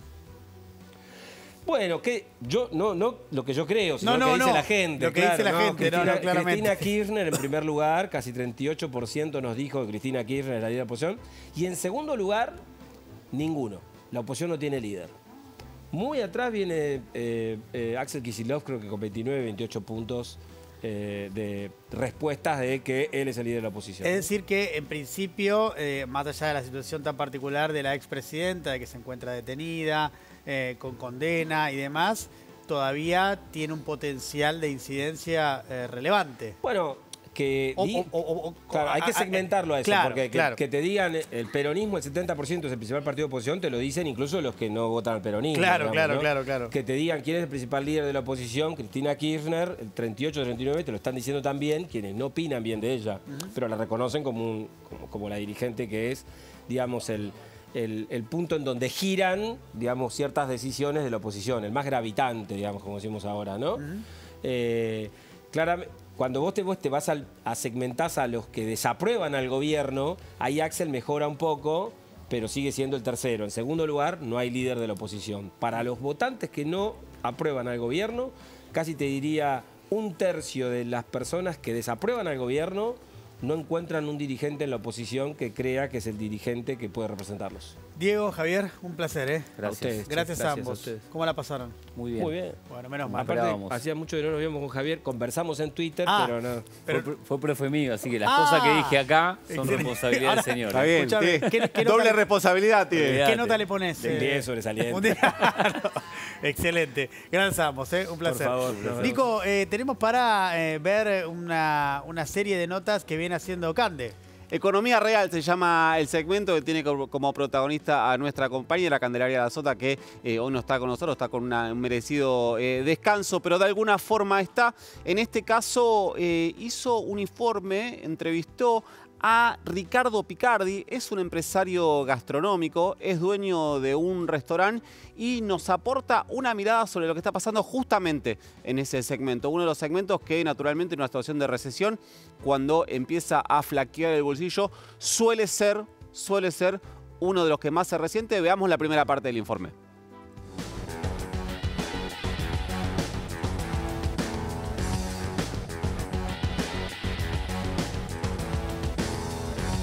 Esto es un proceso que se viene, digamos, agravando a medida que va pasando el tiempo.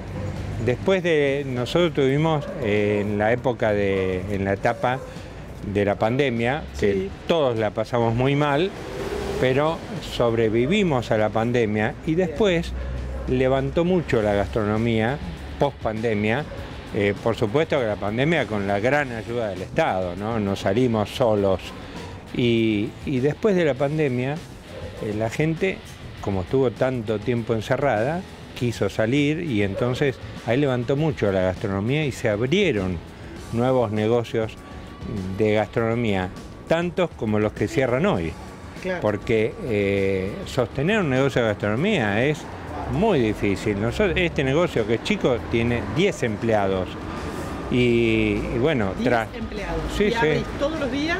De 8 a 12 de la noche, menos los domingos, de lunes a sábado. De lunes a sábado, Sí, o sea que esos 10 sí. empleados sirven para cubrir los turnos del salón, de la cocina, de atención Son al dos público. turnos. Son dos turnos. Dos turnos, un turno de mañana y turno de tarde, tarde-noche. 10 empleados a cargo hoy en la Argentina de hoy. Y con toda la carga que eso significa, porque nosotros, aparte, cuando las cosas no están bien, lo que tratamos de hacer es sostener la fuente laboral, porque acá son 10 empleados, son 10 familias. Otros negocios son 20, 50 o más familias que tienen. Entonces, siempre le damos prioridad a eso, tratamos de sostener la fuente laboral, pero es difícil. Y ahora, por ejemplo, se viene el aguinaldo. Ahora se viene el aguinaldo, es un montón de plata y esa plata obviamente que no sale de la producción del negocio porque el negocio no está trabajando como para que podamos pagar eso. O sea, y lo sostenemos. Que ahorros propios, sí, ahorros. Otra actividad económica que puedan tener. Sí, otra actividad que nosotros tenemos. También tenemos gastronomía en Mar del Plata nosotros. Y otra actividad también, entonces uno va sacando de donde puede para sostener todos los negocios que tiene, las actividades que tiene y no dejar gente sin trabajo, esa es la idea. Si sacáramos, por ejemplo, que tenés que pagar el aguinaldo en los próximos días y fuera un mes normal, ¿para qué te alcanza la facturación del negocio? ¿Para pagar los salarios, para pagar a proveedores, para pagar impuestos? ¿No te alcanza para ninguna de las tres cosas? Te faltó alquiler, porque nosotros no somos propietarios alquiler es un rubro muy importante. El alquiler siempre fue más o menos un sueldo y medio, según el lugar donde alquiles, con todas las cargas, ¿no? Sí. No un sueldo neto, sino un sueldo bruto. Un sueldo bruto. Sí. Ahora en instante vamos a ir con una segunda parte, pero antes, Lucía, me interesa que nos cuentes qué ves vos de esta situación en la provincia de Buenos Aires. Bueno, la provincia de Buenos Aires obviamente siempre es la más afectada porque es la más grande, digamos, ¿no? Y es un poco el corazón productivo de la Argentina, eso es así por la dimensión de la provincia. Y bueno, obviamente estamos en una situación muy complicada. Eso lo vemos obviamente en los recortes que está viviendo la provincia de Buenos Aires respecto del gobierno de Javier Milei, porque Axel no deja de ser uno de los gobernadores que no ha transado, por así decirlo, o entre otros, ¿no? Obviamente no es el único, pero sí es uno de los gobernadores que no le prestó los votos para las cosas que quiso hacer, que lo enfrenta discursivamente, y eso obviamente tiene un costo en toda la cuestión presupuestaria. Entonces, la provincia de Buenos Aires está viviendo una asfixia tremenda, ¿no? En ese aspecto.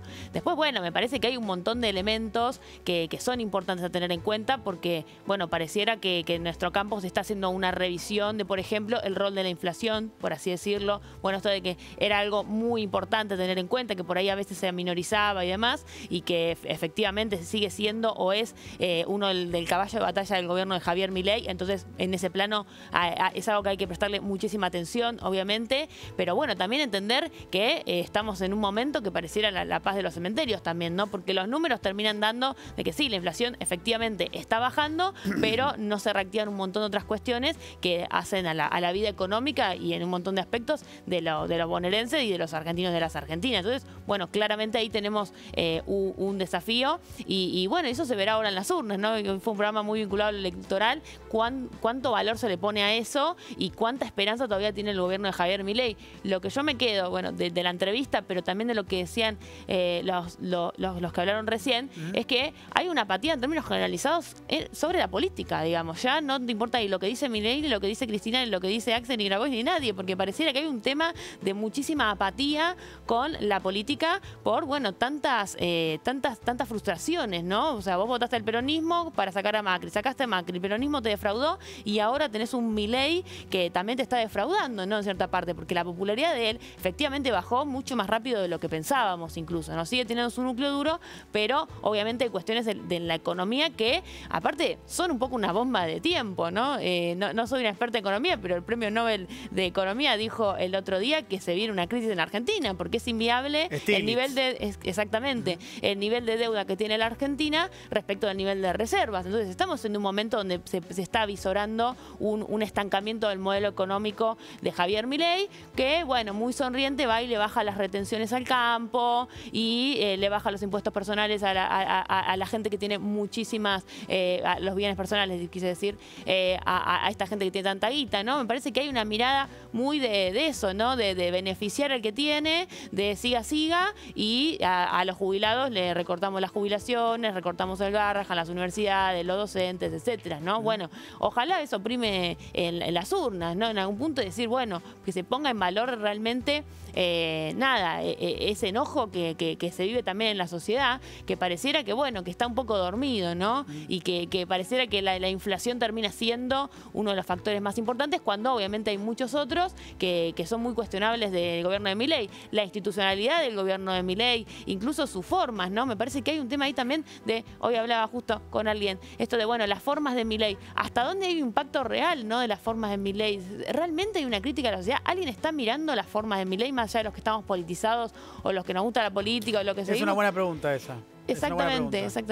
No sé cuál es la respuesta. Sí, más allá de los altamente politizados, hay gente prestando atención a eso. ¿Nico? Economía real, segunda parte del informe de nuestra compañera Cande de la Sota con, recordamos, Ricardo Picardi, empresario gastronómico, justamente hablando de la crisis en el sector gastronómico. ¿Hace cuánto que ustedes notan que hay esta caída en el consumo que hace peligrar a muchos negocios? Algunos ya han tenido que cerrar. Algunos no, yo diría muchos. Si mirás la estadística de los negocios de gastronomía que se cierran, es un ritmo tremendo. El otro día yo veía en la tele alguien que tenía 16 locales de gastronomía importantes, acá, la mayoría en Palermo. De los 16 ya cerró 6. Una persona, un empresario gastronómico. Después los que tenemos unos locales de gastronomía, lo vamos sosteniendo mientras podamos, pero es mucha la caída que hubo del consumo, mucha. ¿Cómo haces para atraer público? ¿Ponés un menú al mediodía más barato? ¿Tenés ofertas? ¿Tenés convenios con los bancos para algún descuento a los clientes? Ya no es una cuestión de descuentos esto para que la gente vaya a comer. Siempre la gastronomía fue un lujo, una salida. Porque la gente se alimenta igual. Claro, come en la casa. Come en su casa, obviamente. Entonces, ¿qué cortan? Las cosas superfluas. Y una de ellas es la salida. Sí, claro. Entonces, vos notás, por ejemplo, que el que antes venía a almorzar o a cenar, ahora viene a tomar un cafecito. Tal cual. Pero viene. Tal cual. Bien, el de acá, como acá nosotros tenemos un porcentaje alto de clientes de la zona y que son de siempre, desde que abrimos casi. Y bueno, esa gente por ahí come en la casa y después viene a tomar un café para no dejar de venir a Martina. Bien. Para charlar, para verse con los otros que vienen, que son siempre los mismos, del barrio. Pero no, cayó mucho, sobre todo la parte de la comida cayó muchísimo. ¿Qué le pedirías al gobierno? ¿Qué pensás que podría hacer hoy el gobierno para ayudar a que se reactive el consumo? Yo creo que hay muchas cosas. La carga impositiva es pesadísima, es una carga tremenda. Aliviar esa carga impositiva, que eso es facultad exclusivamente del gobierno, nadie más lo puede hacer. Entonces, eso sería un alivio. Nosotros tenemos una carga tremenda impositiva. Eso por un lado. Después puede haber créditos blandos. Los gobiernos, cuando quieren ayudar, pueden ayudar. Pero bueno, eso es decisión política de los gobiernos, que indudablemente este no la tiene. O sea, todo lo que sea ayuda para este gobierno, esa palabra no figura en su diccionario. ¿Vos qué edad tenés, Lucía? 27. Y la situación de, por ejemplo, no sé, tus amigos, tus amigas, con este tema de las salidas, de, por ejemplo, ir a comer afuera, ¿en qué estado se encuentra? No, obviamente cambió muchísimo esa dinámica. Antes por ahí éramos más de, bueno, vamos a salir a comer, a tomar algo, y ahora terminamos, bueno, hacemos en una casa y comemos ahí, tomamos algo ahí, digamos, eso obviamente hay un impacto. Lo que yo veo más fuerte, y ayer justo me junté a comer con amigos y hablábamos mucho de esta cuestión, la cuestión habitacional, digamos, ¿no? Eso, el impacto que tiene eso en mi generación particularmente, pero también en gente que tiene más años que yo, es tremenda, digamos, ¿no? Esto de la incapacidad de poder predecir lo que vas a hacer, obviamente, de acá a 10 años. Es algo que obviamente afecta muchísimo a mi generación. Esto de que ya estemos resignados, porque la palabra que se usó mucho ayer era la resignación que tenemos de, bueno, nunca nos va a alcanzar porque alquilando nunca puedes ni entrar en un crédito, ni en un terrenito, ni nada por el estilo, porque es prácticamente imposible. Y bueno, lo que vemos del gobierno nacional es que no hay ningún tipo de interés en que eso se revierta, ¿no? Que los argentinos, nada, se acostumbren un poco, ¿no? Yo vengo como pensando mucho en esta idea del acostumbramiento y de la autoestima que tiene nuestro pueblo, ¿no? Me parece que hay ahí un tema, y me parece que hay pueblos que los han domesticado de cierta manera a tal punto que ya no tienen ni siquiera la perspectiva o la rebeldía de decir, bueno, yo quiero, no sé, tener una casa, que no es algo muy loco, es un derecho que está consagrado en la Constitución. Sin embargo, hoy tenemos un pueblo que ya está muy resignado, una juventud que está muy resignada a no tener perspectiva de futuro, a entender que va a alquilar toda su vida y que la mitad de su sueldo se va a ir en un alquiler que tampoco es una gran casa, un ambiente de 2x2, donde, bueno, te juntás a tomar una birra con tus amigos y la vida es un poco eso, ¿no? Y la verdad que bueno, que muchos de nosotros obviamente militamos y peleamos para que eso no sea así, para que nuestro pueblo no se resigne a que la vida es, dice llanamente, vivir el día a día y no tener una capacidad de proyección o de realización personal. En instantes vamos a estar con Javier Neres. Javier es uno de los dueños de La Derecha Diario, además uno de los organizadores de La Derecha Fe, ese evento que tuvo como protagonista principal esta semana en Córdoba al presidente Javier Milei. Pero antes, algo que tiene que ver con sucesos de la semana pasada, de lo que dejó el cierre de listas, porque se observa a partir del cierre de listas una Karina Milei cada vez más empoderada, si bien siempre lo estuvo, porque es la secretaria general de la presidencia, persona de máxima confianza del presidente Javier Milei, pero tiene la decisión total acerca del armado de listas con sus armadores, ya sea los Menem a nivel nacional o Sebastián Pareja en la provincia de Buenos Aires. Pero también hubo derrotados en este cierre de listas. Por supuesto, ahí ingresan la Fuerza del Cielo, Santiago Caputo. Y la pregunta es, Nico, ¿cómo sigue ese triángulo de hierro que tiene el presidente Javier Milei arriba de todo y tenía antes a Karina Milei y a Santiago Caputo por debajo? ¿Sigue igual? ¿Qué va a pasar, Nico? Mira, hay dos cosas que tenés que tratar de evitar en la vida. Una es jugar contra Alemania en los mundiales y otra es hacer enojar a Karina Milei. Y en este caso pasó eso.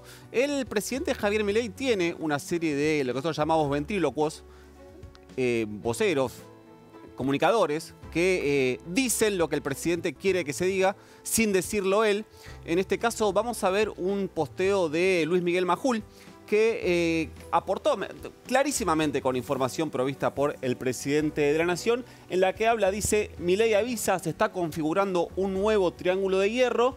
Y después dice en la cúspide del poder y anticipa que trabaja para el día después de la victoria electoral. Aporta un montón de datos de lo que dice hay una tranquilidad en el gobierno respecto al resultado electoral de la provincia de Buenos Aires, pero sobre todo esto y vinculado también a lo que dijeron otros comunicadores, otros ventrílocos que tiene el presidente, la idea de, Diego, y lo que hablábamos recién con los consultores, de recuperar el sentido de expectativa porque el presente, tal cual está, en términos de economía e incluso la política interna, no es el mejor del gobierno. ¿Es una catástrofe? No, pero no es el mejor en la carrera del gobierno. Después también en su programa de radio, Majul, que lo vamos a usar como fuente, siguió aportando información y habló de lo que mostrábamos recién. Cruje el triángulo de hierro. Ahí vemos que estaba Guillermo Francos. En la foto, escuchemos lo que decía Majul. Y cómo había que gestionar. Para mí la gran novedad es que antes había un triángulo de hierro integrado a un mismo nivel por el presidente, por Santiago Caputo y por Karina Milei, de manera que era muy difícil, porque los tres tenían voz y voto, dirimir cuál era la posición... ¿Cuál prevalecía sobre cuál? Ganadora. Claro. Y ahora, cosa que me parece inteligente, el presidente Javier Milei se elevó por encima de esos dos vértices del triángulo y colocó en otro vértice del triángulo a Guillermo Francos. A ver, pero... De tanda, ¿cuánto hay? Lo primero que hay que decir es que estaría bueno que si van a hacer esto le avisen a Guillermo Francos, porque todavía no se enteró que forma parte del nuevo triángulo de hierro. Y en porque segundo tal vez orden, no haya un nuevo triángulo de hierro. Tal vez no lo haya. Claro. Yo lo voy a decir ahora, lo voy a dejar grabado para que después me digan, ¿te equivocaste? Sí. No va a pasar esto. Claro. Guillermo Francos no va a integrar el triángulo de hierro. Lo que muy probablemente pase es que deje la jefatura de gabinete, pero eso lo podremos contar la semana que viene. Pero sí esta idea de mandar un mensaje de, che, mire que se siguen jodiendo, mire que se siguen peleando, yo tengo fichas para mover. Y Majul decía, bueno, que el presidente se ponga por encima de eso. Y sí, es el que tiene los votos en el triángulo de hierro. El otro es la hermana y el otro es un monotributista. Por lo cual estaría bastante bien que el presidente de la Nación se ponga por encima de eso. Pero para acusar, me parece como acusando recibo del impacto que tuvo el cierre de listas y las críticas que hubo internas, incluso de muchos de esos comunicadores que están mega alineados con el gobierno respecto a lo que fue el cierre de listas en la provincia de Buenos Aires, la selección de figuras que se eligió, lo estoy diciendo de manera muy ecuménica, para armar la lista de La Libertad Avanza, salió Karina Milei con un tuit. Cuando juega la reina, como dicen en La Libertad Avanza, es porque acusa algo de crisis. Vamos a pasarlo bastante rapidito, pero dice, venimos a poner fin a una era, a romper con todo lo que condenó a la provincia de Buenos Aires. Dice, no llegamos hasta acá para adaptarnos ni para negociar con los restos del ecosistema, vinimos a destruirlo. Hasta ahí todo bien. Ahora viene lo más importante. La Libertad Avanza en la provincia de Buenos Aires no es un armado más. Primero, aparece la palabra armado. Está hablando literal, directamente del armado. Casi diría exclusivamente del armado. No es un acuerdo de partes ni una lista para salir del paso. Es una declaración de principios. una expresión clara de quienes están dispuestos a dar la pelea, no por un cargo, sino por una causa. Acá me permito un pequeño paréntesis. Si haces un rastrillaje livianito de lo que es el cierre de listas de La Libertad Avanza, está lleno de figuras de la política que hace no 5, no 10, no 15, 20 años están desesperados por un cargo, que se presentaron en todos los partidos políticos que existieron hasta que llegaron ahora a La Libertad Avanza. Bueno, ahí entra el concepto de tabula rasa. Exactamente. ¿Qué es la tabula rasa? La tabula rasa es una lapicera que tiene Karina Milei en la mano y dice, con vos tabula rasa, con vos no. Es decir, la persona que determina quién está en condiciones morales, quién tiene un prontuario político, un historial político, un expediente político aceptable para La Libertad Avanza, es Karina Milei, y empoderando nada más y nada menos que a Sebastián Pareja, que termina siendo su armador. Y acá después termina diciendo, todo aquel que abrace con honestidad las ideas de la libertad, etcétera, tiene un lugar en esta causa, siempre que entienda que acá no se viene a negociar convicciones, acá no se viene a especular, se viene a defender con uñas y dientes las ideas del presidente. Y en esa batalla, escucha Diegui, la lealtad no es una opción, es una condición. Y acá para mí está el corazón del comunicado, dice, quien cuestione a quienes llevan esa bandera no está criticando un armado, está cuestionando al presidente mismo y a la causa que nos trajo hasta acá. ¿Qué hay que leer acá? Es, si vos sos el Gordo Dan, Agustín Romo, no importa, el referente que seas de las fuerzas del cielo, vos vas a cuestionar al cuarto o quinto en la lista de La Libertad Avanza de la sexta sección electoral y vas a decir, che, este trabajaba con Kicillof, che, este era del Frente Renovador. Cuando lo cuestionás a él, estás cuestionando a Sebastián Pareja. Si cuestionás a Sebastián Pareja, estás cuestionando a Karina. Y si cuestionás a Karina, estás cuestionando a Milei. Es decir, todo termina en Milei. Y un pequeño datito que habla también de lo que fue el cierre de lista de La Libertad Avanza. Cometieron un error, una torpeza en las fuerzas del cielo gigante. Dos de sus principales referentes, hablamos de Agustín Romo y del Gordo Dan, quisieron ir a ver si podían colar algunos propios en las listas. Y en lugar de llevarle... Tenían una hojita así, como la que tengo yo, tenían 20 nombres. Y en lugar de ir con la lista al despacho de Karina Milei, se equivocaron de Milei, fueron al despacho del presidente. El presidente ni la miró, le dijo, esto lo tienen que hablar con Karina.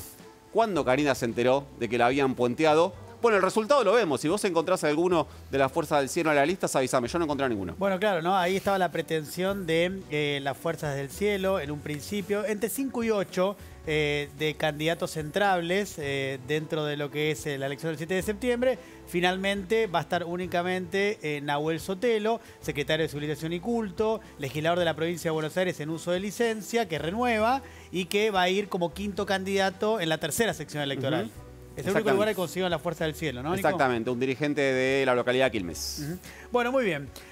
Así están las cosas al interior de La Libertad Avanza. Pero ahora vamos a cambiar de tema porque se organizó un evento relevante para el espacio de gobierno, porque en Córdoba se realizó la Derecha Fest. Uno de los organizadores, una figura central, es empresario, uno de los nuevos dueños del medio La Derecha Diario, es Javier Nere, que tiene la gentileza de estar con nosotros. Javier, ¿qué tal? Muy buenas noches, encantado de estar Gracias aquí por haber como venido. siempre. Gracias a vosotros. ¿Qué es la Derecha Fest? ¿Por qué organizan este evento? Bueno, la Derecha Fest surgió de una idea de Nicolás Márquez y una panda de amigos de, oye, vamos a hacer un festival como si fuese un festival de rock, un festival para la gente, para el pueblo obrero, en un teatro en Belgrano hace un año.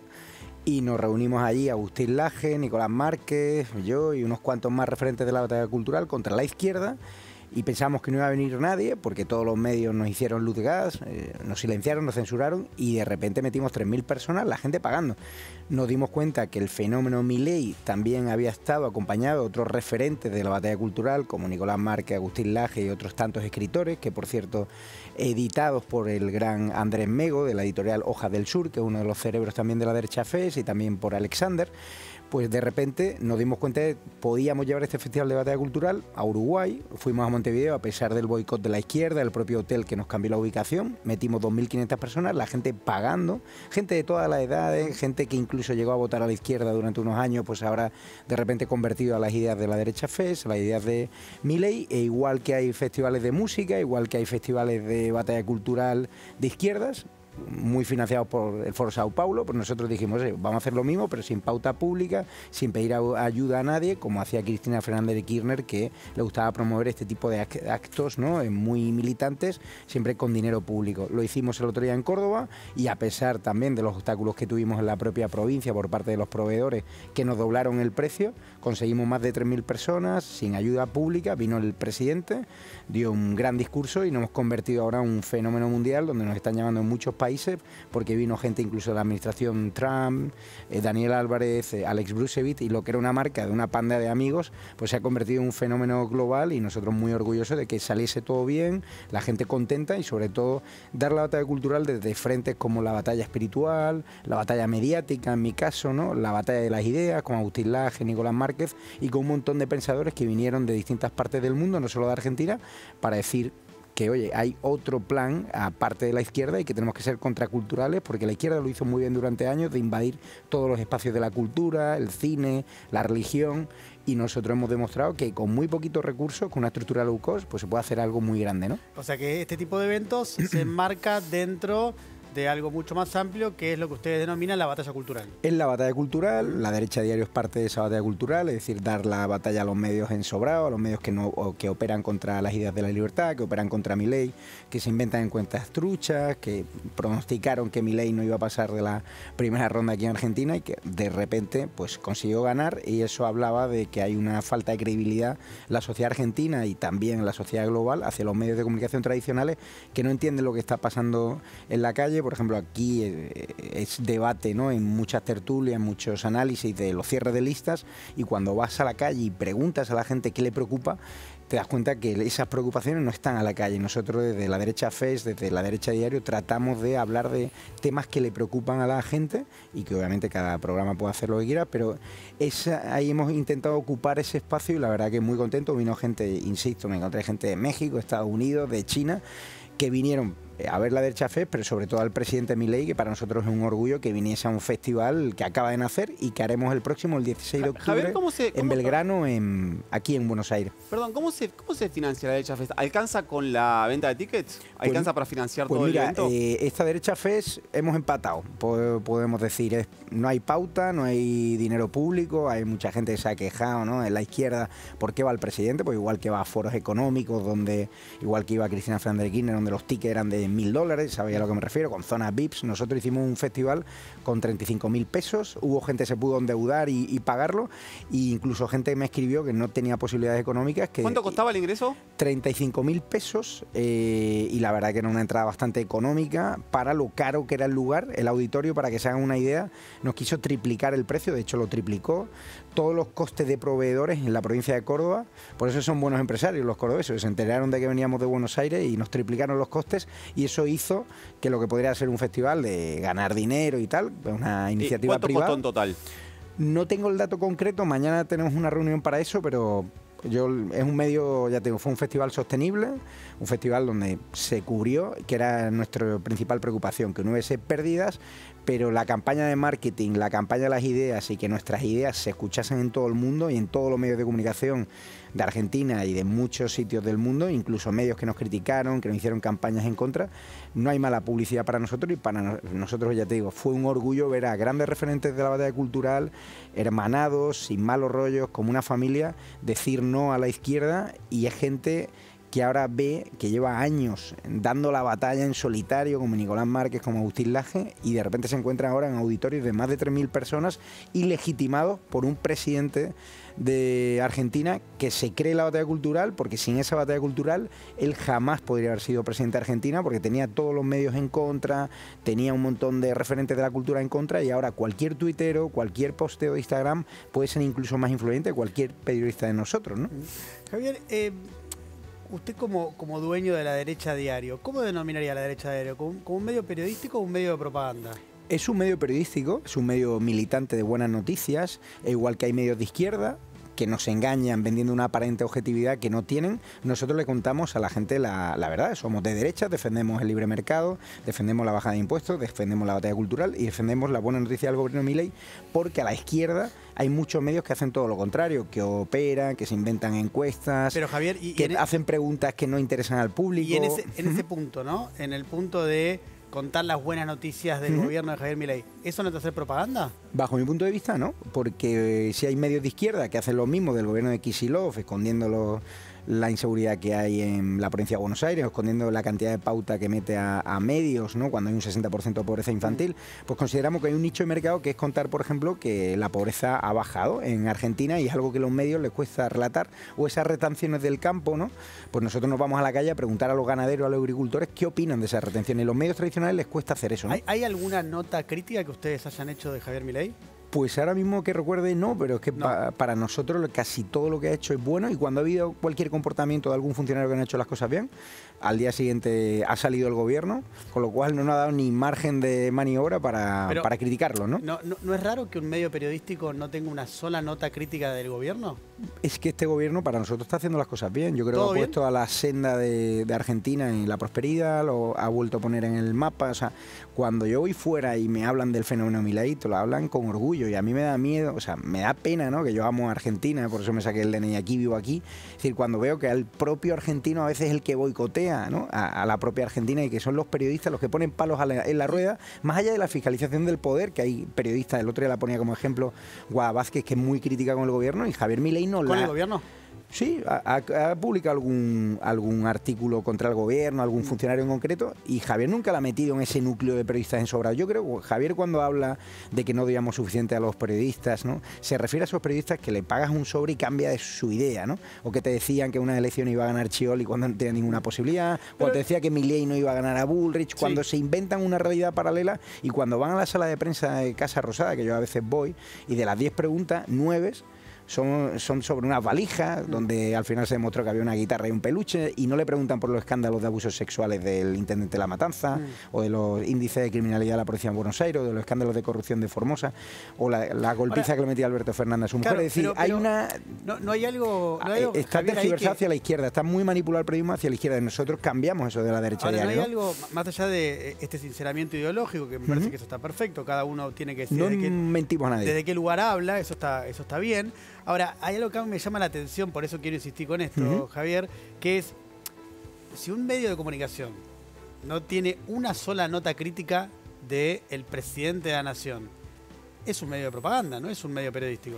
Pero a nosotros nos llaman medio de propaganda, pero por ejemplo el Destape, ¿no? del Roberto Navarro, ¿qué es? ¿Es un medio periodístico o un medio de propaganda? Yo creo que es un medio periodístico. Sí. Pero porque los he visto criticar al gobierno, por ejemplo, de Cristina Fernández de Kirchner, más allá de que ellos... Pero si Cristina Fernández de Kirchner le financiaba. Varios de sus integrantes explicitan, así como vos pero también, si explicitan su posición. Continuamente mentiras, no te encuentras reportajes de la inseguridad de Buenos Aires, por ejemplo. Javier, o sea, si ellos son un medio periodístico, nosotros también lo somos. Pero Javier, vos no tendrías que poder... Nosotros no vendemos objetividad, porque el periodismo creemos que no existe la objetividad, de que nace tiene prejuicios, condiciones. Vos no tendrías que poder responder la pregunta si tu medio es un medio de propaganda sin la necesidad de compararte con ningún otro. No podrías decir sí o no. Que hace periodismo de buenas noticias y que desafía los estándares culturales de la izquierda, señala a los periodistas corruptos, a los periodistas ensobrados, y habla de temas que los medios tradicionales no suelen hablar. Por eso somos líderes en redes sociales, ya no solo en Argentina, sino en todo el mercado hispanoamericano. Estaba viendo que tienen Estamos 8 países, del gobierno y Estados Unidos. El gobierno de Tucumán, del gobierno de Córdoba. Sí, ya te lo dije, te lo contesté ya la vez que estuve aquí. ¿Qué problema hay? Una nota, contra. Fiesta del Poncho, Catamarca celebra su identidad con cultura, Preciosa turismo y artesanía. No, la Fiesta del Poncho yo estuve, este año no he podido ir. Villarroel fue. ¿Cómo? Villarroel fue. Sí, le preguntamos por qué traicionó a 15 millones de votantes y se cabreó. Yo siempre lo he dicho, la otra vez que vine aquí lo hablamos, yo no estoy en contra de que los medios tengan pauta publicitaria. De hecho, los gobiernos tienen que anunciar. Catamarca, si quiere vender su atractivo turístico, la gran Fiesta del Poncho, ¿no? Que el gobernador Jalil lo promueve, ¿no? Es importante que se apoyen medios de comunicación. Nosotros somos un medio internacional y hay agencias de medios que ven las audiencias y pueden meterte pauta. Este programa probablemente tenga pauta. Yo lo que estoy en contra es, si este programa es contrario a Milei o es a favor de Milei, que no sea porque alguien le paga un sobre. Es decir, yo defiendo el gobierno de Milei porque estoy en las mismas ideas de la libertad, porque lo que está haciendo me lo creo y porque lo banco, porque creo que está haciendo una batalla cultural que otros presidentes del gobierno no lo están haciendo. Si hiciese algo mal, que fuese de repente una posición comunista, eso me viene ahora aquí Kicillof, me dice, te voy a meter pauta a cambio de que critiques a Milei. Yo estaría en contra, pero aquí hay medios y aquí hay periodistas concretos que se venden por un sobre Y aquí hay un negocio de sobres brutal en Argentina. Entonces yo no critico a toda la prensa en general. Hay periodistas en medios de izquierdas que me llaman, me critican. Vosotros sois un programa crítico con nosotros y vengo aquí encantado y podemos tener un debate de ideas y agradezco vuestra pluralidad. Pero hay otros medios que hablan de nosotros, que nos difaman a la derecha a diario y no nos dan ni derecho a réplica. Y porque le están pagando sobres, no porque tengan una posición ideológica contraria a nosotros, que también, ¿no? Javier, le hago esta última. Primero, como una breve anécdota. En Argentina es muy célebre, muy famoso una publicación de una revista, la revista Gente, durante la Guerra de Malvinas, que publicaban Estamos ganando, cuando Argentina está claramente perdiendo la Guerra de Malvinas, y era como una construcción ficcional de la realidad con tal de todo el tiempo favorecer en ese momento a lo que era un gobierno dictatorial, ¿no? Claro. Acá estamos en democracia, no hay ninguna duda de eso, pero ¿no hay una similitud en esto que hace la derecha diario con lo que hacía la revista Gente? Porque si yo veo la derecha diario, que yo la sigo, veo lo que hace la derecha diario también, veo que hay un estamos ganando permanente. O sea, como no hay nunca una sola crítica, nunca, ni una sola, pareciera un estamos ganando todo el tiempo. Es que si ves los datos macroeconómicos de Argentina, se está ganando. Lo que pasa es que los periodistas aquí, la mayoría prefieren ver el vaso medio vacío. Pero yo ahí ya contaba, por ejemplo, al inicio, Javier, pero fíjate, no vamos a poner a discutir datos ahora, pero fíjate, hay caída del salario real, hay caída del empleo formal. Pero está subiendo el consumo de carne, por ejemplo, el consumo doméstico, la bajada de las retenciones. Masivo. O sea, hay datos para todo, está claro. Bueno, claro, pero el tema es que la derecha diario no publica todos los datos. Pero ya lo estás para publicarlo tú. O sea, no, pero debería... yo lo que te digo es, hay una aluvión de medios que hacen notas críticas. Nosotros queremos que es un momento de arrimar el hombro en Argentina. Yo amo este país y creo que los periodistas también tenemos que contar las buenas noticias. Y hoy leía La Nación y veía noticias buenas de Argentina muy en pequeñito, y en cambio análisis contra Karina Milei, contra Santiago Caputo, que son dos genios, eran en grande, ¿no? Es decir, obviamente la prensa tiene que hacer su poder de forma libre, pero fíjate la derecha diario cuando nos critican, es que realmente estamos perdiendo y estáis contando la mentira. No, es que nosotros la vimos. Es que Milei, cuando nadie confiaba en ellos, fuimos el único medio que apoyó a Milei en pre-campaña electoral, cuando otros medios estaban conspirando contra él y diciendo que no iba a pasar ni de la primera ronda ni al balotaje. Es decir, eso también me lo tendrás que reconocer. Es decir, hay una pérdida de credibilidad de la sociedad argentina hacia los medios tradicionales, porque muchos medios, la mayoría, salvo la derecha diario, dijeron que Milei no tenía ni una opción, que un tipo de la calle, que se estaba loco, que se estaba enamorado de su hermana, y de repente la derecha diario mantuvo sus ideas firmes, a diferencia de otros medios que iban en función de los sobres o en función del sectarismo, y conseguimos demostrar que Milei podía ganar, y Milei ganó. Ahora estamos demostrando que los datos macroeconómicos, a pesar de que hay otros medios que prefieren ver el vaso medio vacío, están saliendo, y hay que tener un poquito de paciencia, y van a salir, y nosotros hacemos ese periodismo que no hacen los medios tradicionales. De ahí nuestro éxito, ¿no? Negre, gracias. Nada, gracias a vosotros y un placer, como siempre. Muchas gracias. Nos vamos a ir a una tanda breve porque todavía tenemos más para compartir con ustedes aquí en Opinión Pública, y tenemos una noticia para comentarles acerca de Romina Mangel, pero eso será en instantes. Ya volvemos.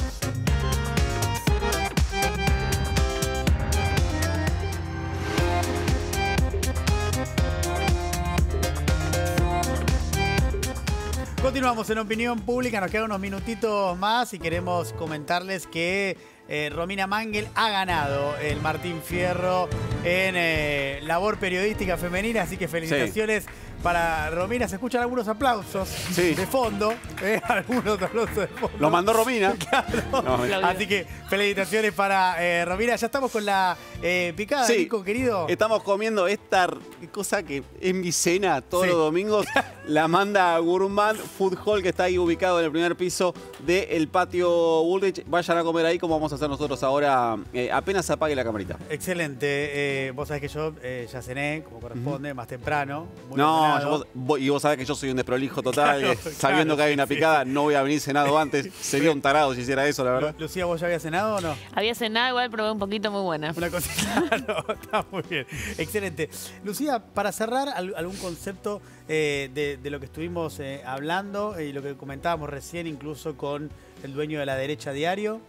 Bueno, qué estómago. O sea, a mí la verdad esa gente me parece que estamos en un momento de mucha inestabilidad institucional. Estamos en un momento donde la democracia incluso se está poniendo en duda por parte de esta gente, ¿no? Porque con cada comentario, acción o violación de la Constitución, que es algo que pasa constantemente y que en Argentina se está volviendo algo común y algo que ya no nos sorprende, ¿no? Mostrabas al principio lo del futuro embajador, ¿no? Sí. Que se mete directamente con con la justicia argentina, con los gobernadores, con el federalismo. Bueno, estamos en un momento donde no hay que tomarse en joda estas cosas, ¿no? Me parece que hay una avanzada de la derecha, que obviamente ellos, bueno, van a sus fiestas, sus festivales, todo bien, pero de fondo está eso, ¿no? Está, barrer con toda la institucionalidad. ¿Ves un riesgo para la democracia? Sí, absolutamente. ¿Dónde lo ves? Sí, lo veo en sus actitudes, lo veo en los titulares de la derecha a diario, por ejemplo, donde todo el tiempo te tienen comentarios discriminatorios hacia las minorías. Lo veo en los trolls de garpos del presidente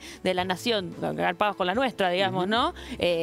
Persiguiendo periodistas o militantes por no opinar como a ellos les gustaría, ¿no? Sí, lo veo constantemente y me parece que esto que hablábamos hoy también durante el programa, ¿no? Que nosotros nos acostumbremos a esto es un riesgo, ¿no? Me parece que ahí es donde está la cuestión y que, bueno, hay que combatir esas ideas y en nuestro espacio político estamos para eso, ¿no? Estamos al servicio de no dejar que la Argentina se transforme en el patio trasero de Estados Unidos ni de ninguna otra potencia, digamos, ni de China ni de ninguna otra potencia. Nosotros queremos un país soberano, libre y justo y para eso nos levantamos todos los días y hacemos lo que hacemos.